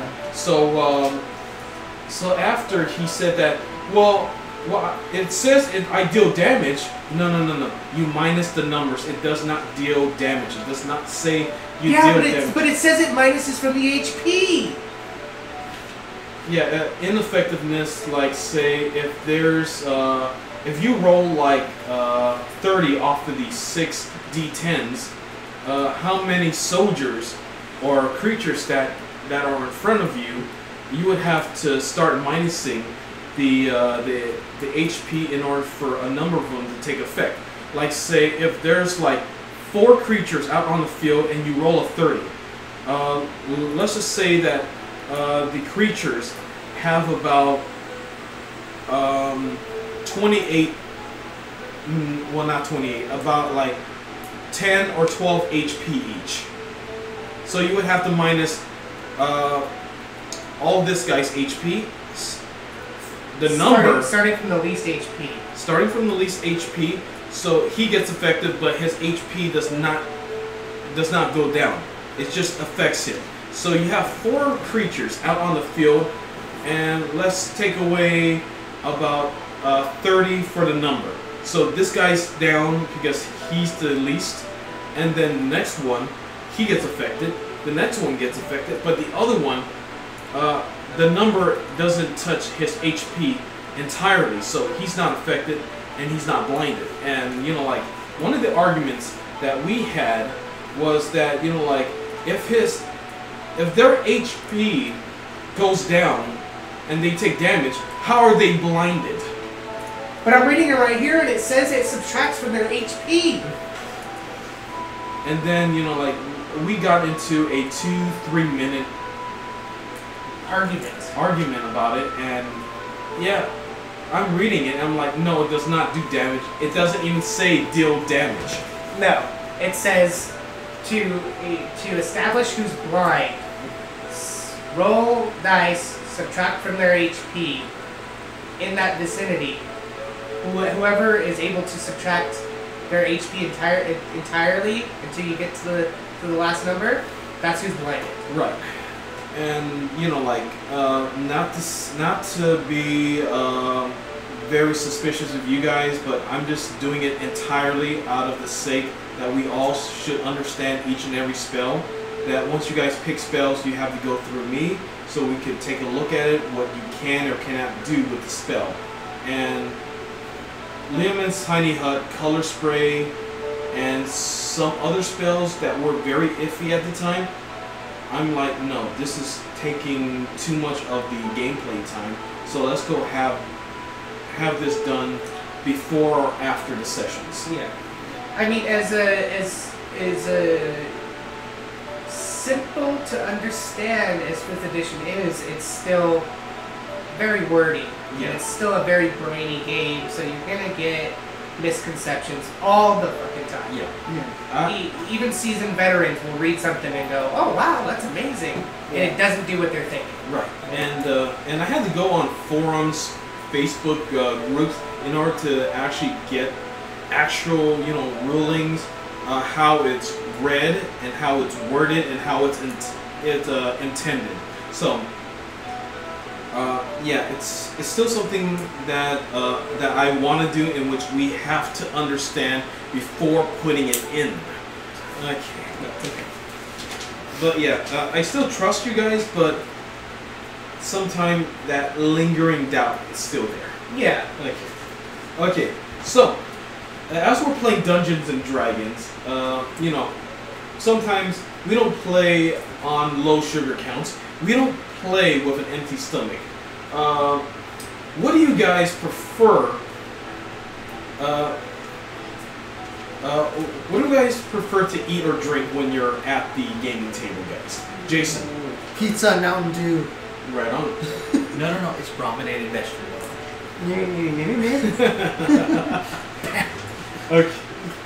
Okay, and what about you, Andrew? Me personally, the breakfast burger from Carl's Jr. is delicious. Yeah, we usually start off every session with a breakfast burger. That's true. I The got that coupons. Yeah. Coupons for days. This Yeah. guy works at a coupon factory. And if I have the money for it, Monster, because yeah, I don't have a bloodstream, I have a caffeine stream. I love energy drinks. I'm not gonna lie.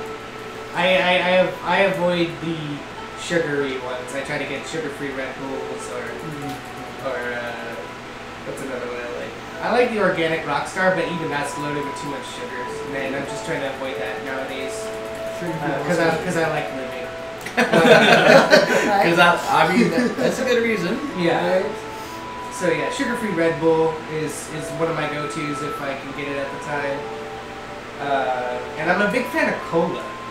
Cola is my favorite drink. Cola, ice water, and I'm good to go. Right on. Snack-wise, I'd have to say is Valentino's Pizza, baby. Heck yeah.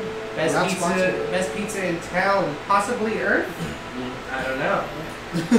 Possibly in the entire universe? Okay, as of right now at my gaming table, I encourage my players to please eat before we play. Like if you're gonna eat a big bowl of pasta, make sure you're eating it before the game. Yeah. And then just have a little snack here and there, a Pop-Tart, a Twinkie. Strawberry Pop-Tarts. Yeah, okay.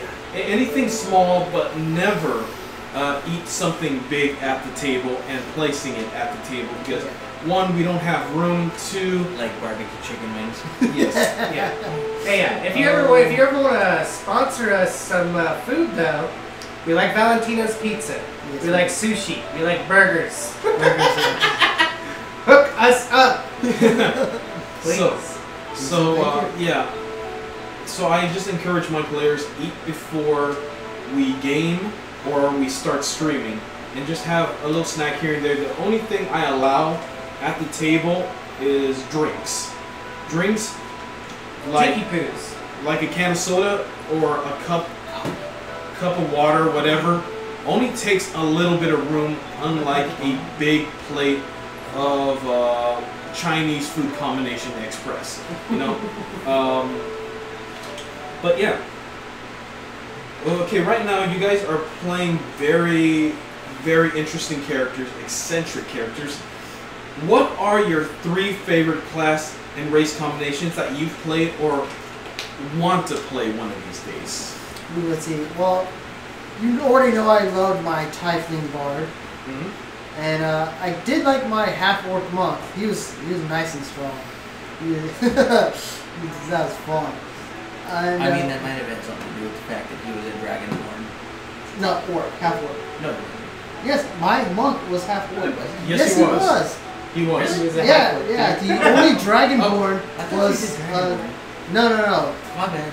Yeah, Yeah. Josh played the Dragonborn Bard, in which Yeah. he almost got himself killed yeah. within the first like 5 minutes Yeah, of and the I had to stop the sword with my bare hand, being an awesome Oh monk. yeah, that's right. That's right. My bad. I was remembering wrong. Yeah, Another reason why he hates authority. you're right. But Respect yeah, my I would like to authority. play like a dragonborn anything, like rogue. That'd be fun. A Dragonborn rogue, That would be interesting. Yeah, maybe a just for brute, flavor. maybe a brute rogue. Yeah, okay. Okay, but not a Yeah. sneaky rogue. Yeah. Just straight up, what did you say to me? Yep. Like stab, what? Oh, I thought you told me to stab you. I'm sorry. That's my mistake. I'm sorry.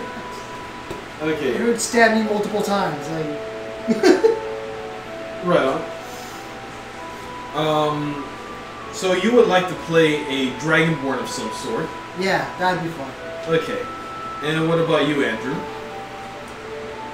I did like my Wood Elf Sorcerer. That was fun. I actually went and remade it on that app just to see.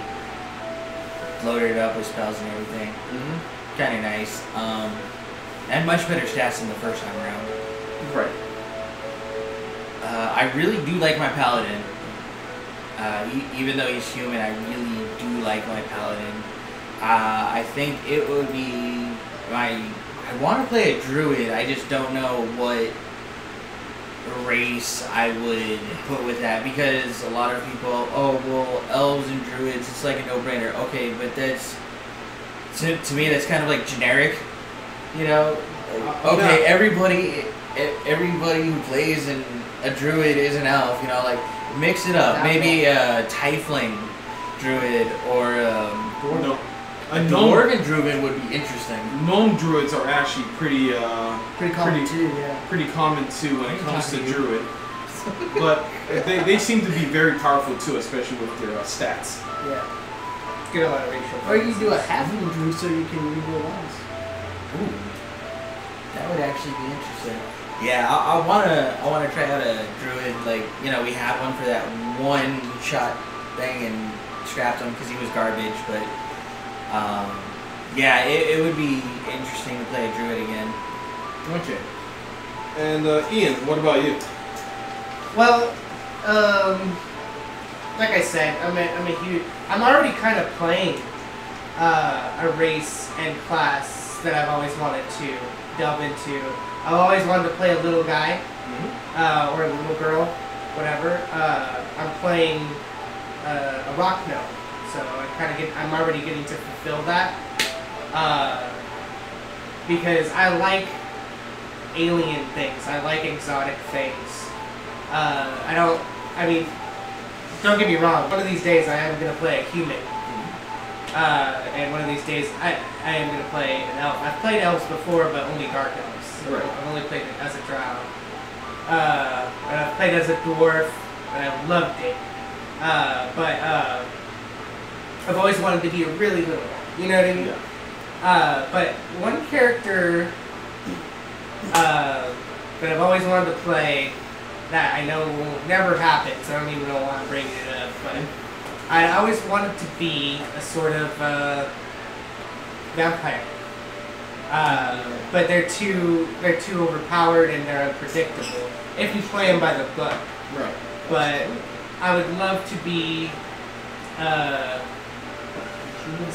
something vampiric, like just I don't know, a diplomatic vampire of some sort.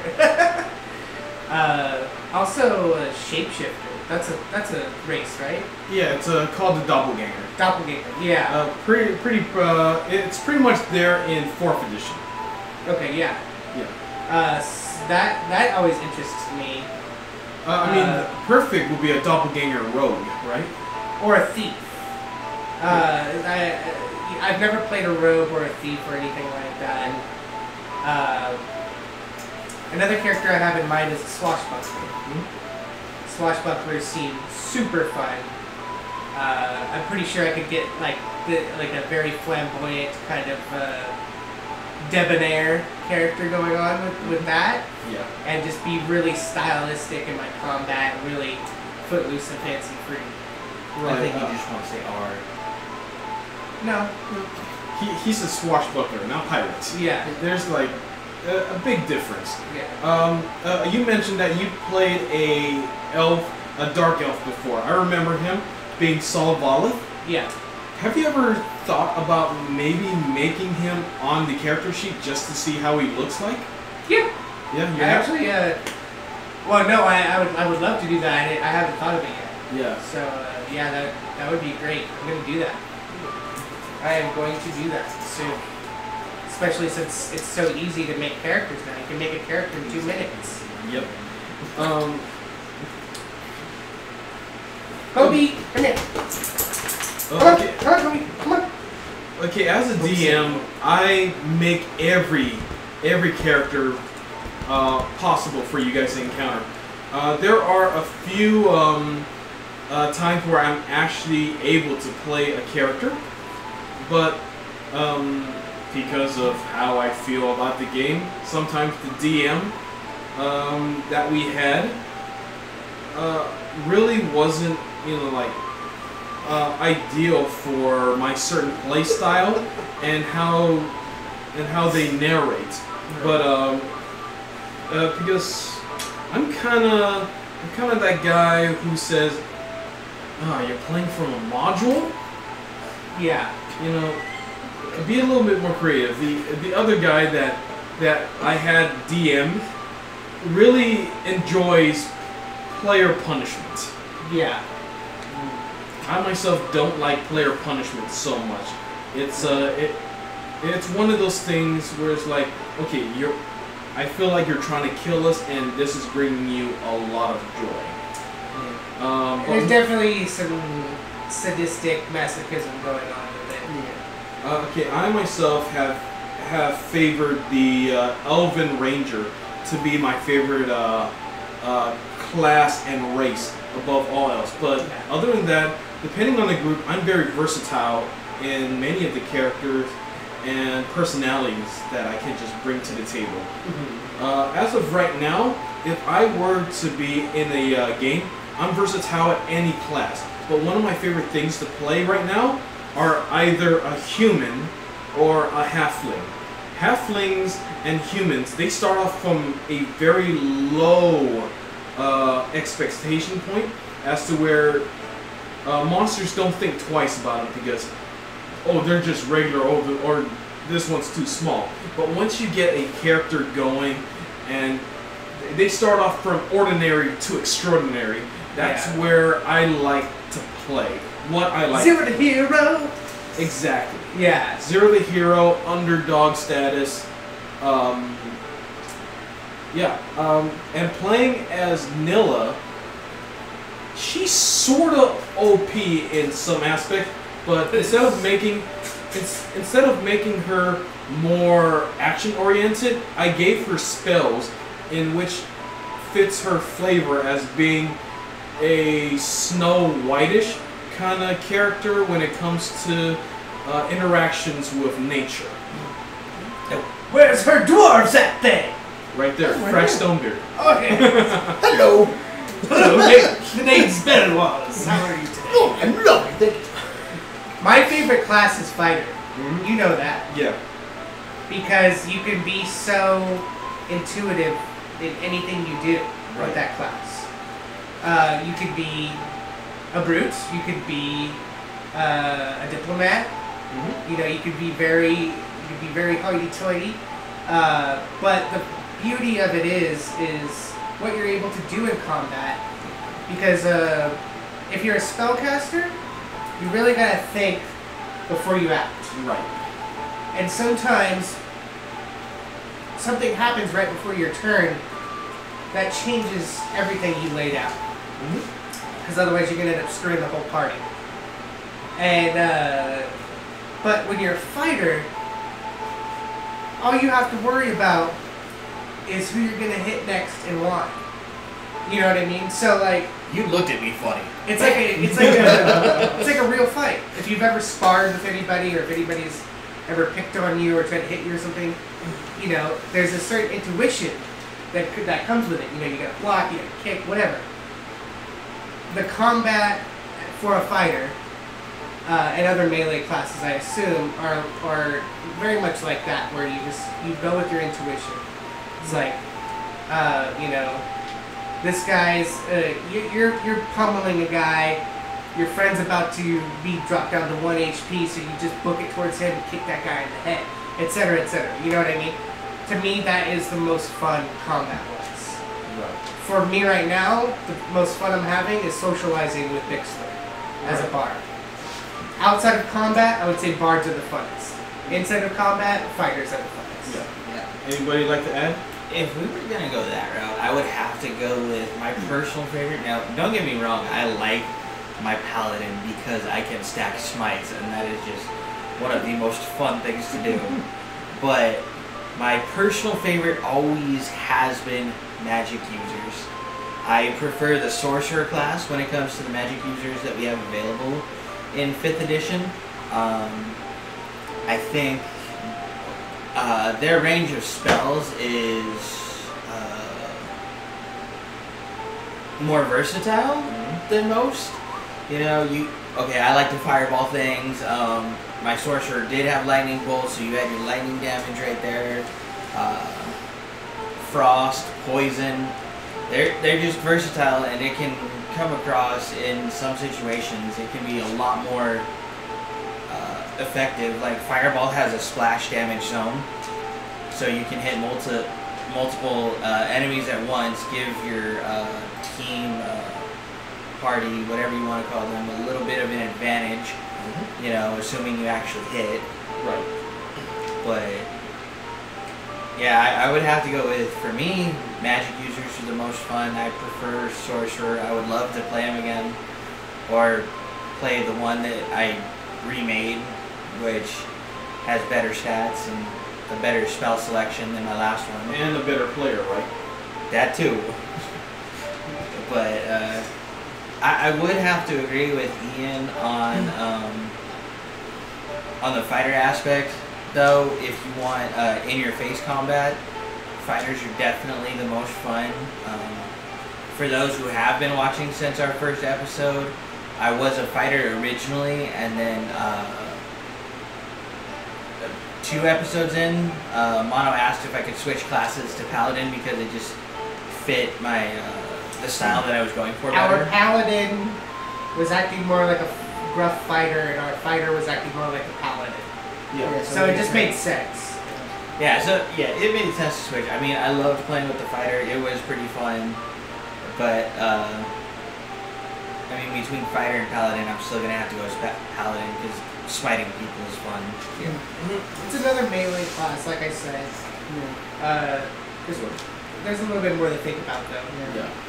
I mean, I like bards and clerics because you can like hit someone, heal someone, and like maybe even inspire people too. Yeah. So yeah, that's what I like. Here's a flower. Hit next time. Basically, yeah. I love how bards are very jack of all trade. Yeah, type. exactly. Yeah. Like you could do anything. You can get like a feature called like Jack of all trades. Yeah. You could do great. you could turn them any direction. Yeah. Is that a class feature or is it found in the book? I believe it's a class feature, Jack of all trades. Okay, guys. In the huge world of Dungeons and Dragons, there are like many creatures. There are many people that you could meet. But what would you say if you had like a wish? What encounter would be your dream encounter? Castle Anthrax from Monty Python. Yeah. Like, no, let me face the peril. No, it's too perilous. You're gay. You're not. Okay. Well, that's an idea that I might put in. But be careful what you wish for. All right. I mean, if you did that, I would have to destroy the castle as a paladin, you know. Right. It just goes against all of my morals to have It's a too castle like perilous. that. It's too perilous for the world. Okay, but is there like a dream monster or a dream encounter? Yes. Like, I want to encounter and befriend a dragon. Yes, we want to ride the dragon. you guys already have befriended Granos, the did. silver dragon. No, I mean like befriend a dragon. Like have Keep one around. follow me around everywhere. Excuse me, there's a huge giant orc camp down there and we need to rescue that You're gonna have person to in the do cage. something. We need to burn it. You're gonna have to do something monumental Right. to get a dragon to want to follow you around. Yeah. Yeah. Well, okay, but theoretically, I can release my bear from its contract at any given time, and if we get to higher levels where flying is acceptable, Yes. I could totally see if Mono would be chill with me switching out to have my celestial steed be a dragon. In theory, yes. In theory. I mean, theory just depends on where you guys are. It might either be a drake or a wyvern, but not a full city-sized dragon. Right. What if we're like level 60? Green dragon. Yeah, none right now. It only Yeah, not goes right up now. to like level 20. Yeah. Level 20. This is how it's explained on my DM. By level 20, by level like 17 to 20, you're like the Avengers at that point. Right. You're that powerful. Right. But still, it'd be a dragon. And what about you, Dragons would be Ian? fun. What was the question? A dream encounter. Oh yeah, that's right. Dracula. Just being. Just want to find a Dracula? No. Like Dracula's castle. Like just being in that vicinity and having to get to him and take him down or whatever. Well, one of these days I might have to get Curse of Strahd and see what's in that book. What feelings I have to put into the horror story. It doesn't, like I said, it doesn't have to be Dracula, but the whole thing about like Bram, like if you've ever seen the movie Bram Stoker's Dracula or read the book, it's so cool. It's so haunting. The area in which he lives, there's just creepy shit, like stuff happening all the time. It is a really good book. Yeah. Well, with the campaign and how the story feels, I'll try not to make it feel like Dracula dead and loving it.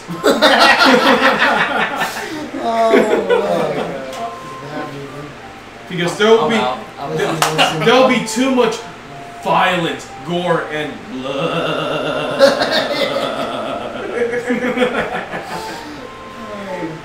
But the beauty about Dracula is he actually can turn into a dragon. Oh, no way. Yeah. Dude, that's awesome. Trying to befriend Dracula? Yeah. He turns into a dragon. No, speak with that. He turns into different things other than just a bat. A bat, mist, A wolf. Like a werewolf looking creature. That's crazy. Yeah. Okay, so, if you guys were living in a fantasy world right now, what class would you be depending on your current skill sets that you would have right now? Current skill sets? Well, we'll start off with Ian first. Yeah. Well, like I said, Bixler, I took a little piece of my heart and put it into the mannequin that is Bixler. And Bixler is actually, he's a bard first and foremost, but he's also got one level of fighter in him. So he's a rough and tumbler. And it's a bit like me. Like, I used to lift weights. I'm getting back into shape now. I work out every day. And like I'm really interested in martial arts. And I'm also really into music, rap, poetry, entertainment in general. So, yeah, I am my class. I'm a bard fighter. I'm a pacifist, but if somebody messes with me, I won't be afraid to pacifist. Very nice, very nice. And what about you, Andrew?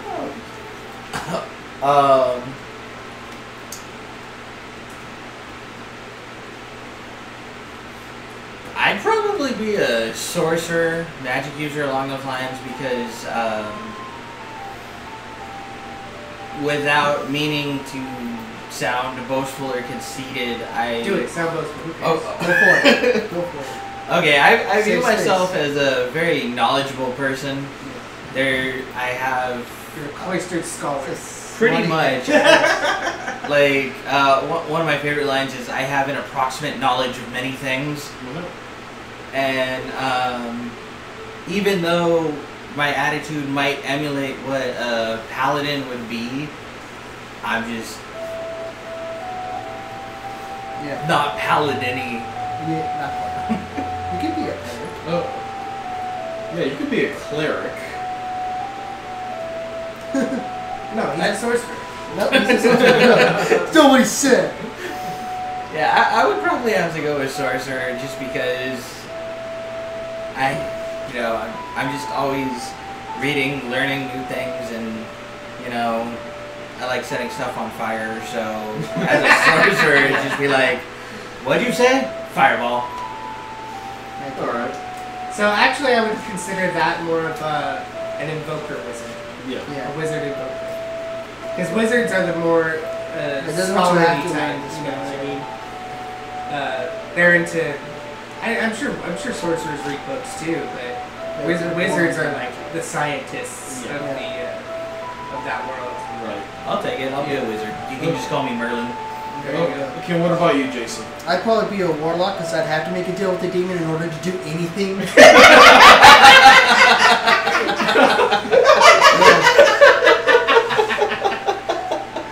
Well played. Well played. I see what you did there. Alright. Okay, fair enough. Anything more to add to that? No, Okay. no. Alright. Well, as for me, I'm more of a bard myself, a lore master. Yeah.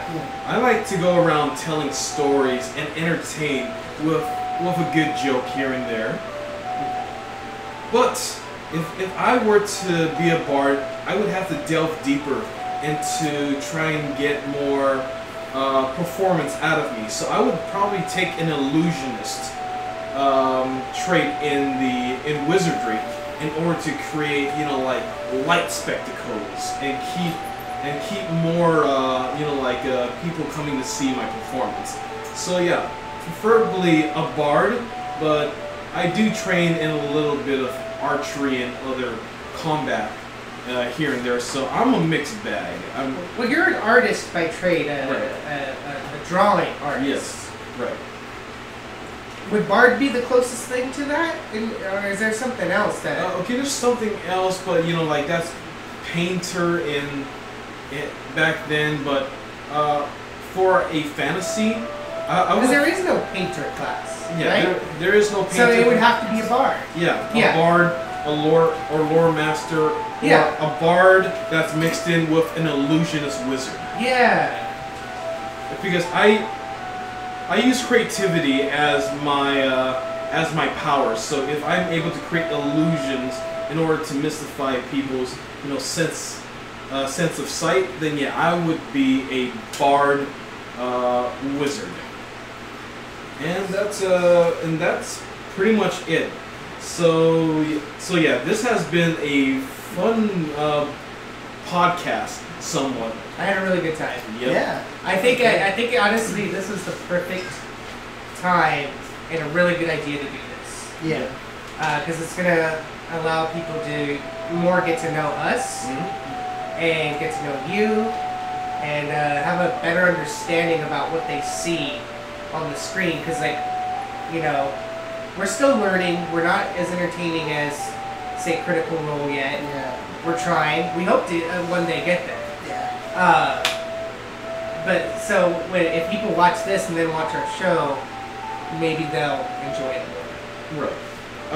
We won't be always talking about Dungeons and Dragons. We'll be talking about movies, comic books, toys, a whole bunch of stuff. So if you tune to us, every time we have an off week from Dungeons and Dragons, we will be talking about crap. Doesn't have to be crap. I mean, manure is good too, but Only for fertilizing. right. So I'm lighting fires. So we're gonna have to end it right here. So thanks for you guys tuning in, watching us for about like 2 hours plus. Thank you guys so much. I'd like to once again thank Jason. You're welcome. Andrew. Ian. Been a pleasure, mate. You know, like for helping me out with this talk show session of the channel. Alright, now let's go get some mail. Woo! Oh wait, no, I don't. You don't drink yet. So once again, guys, thank you guys for watching us, hanging out with us. I'm Mono Fox. You guys are my mofos. Shine on, shine glorious, and we'll see you when we'll see you.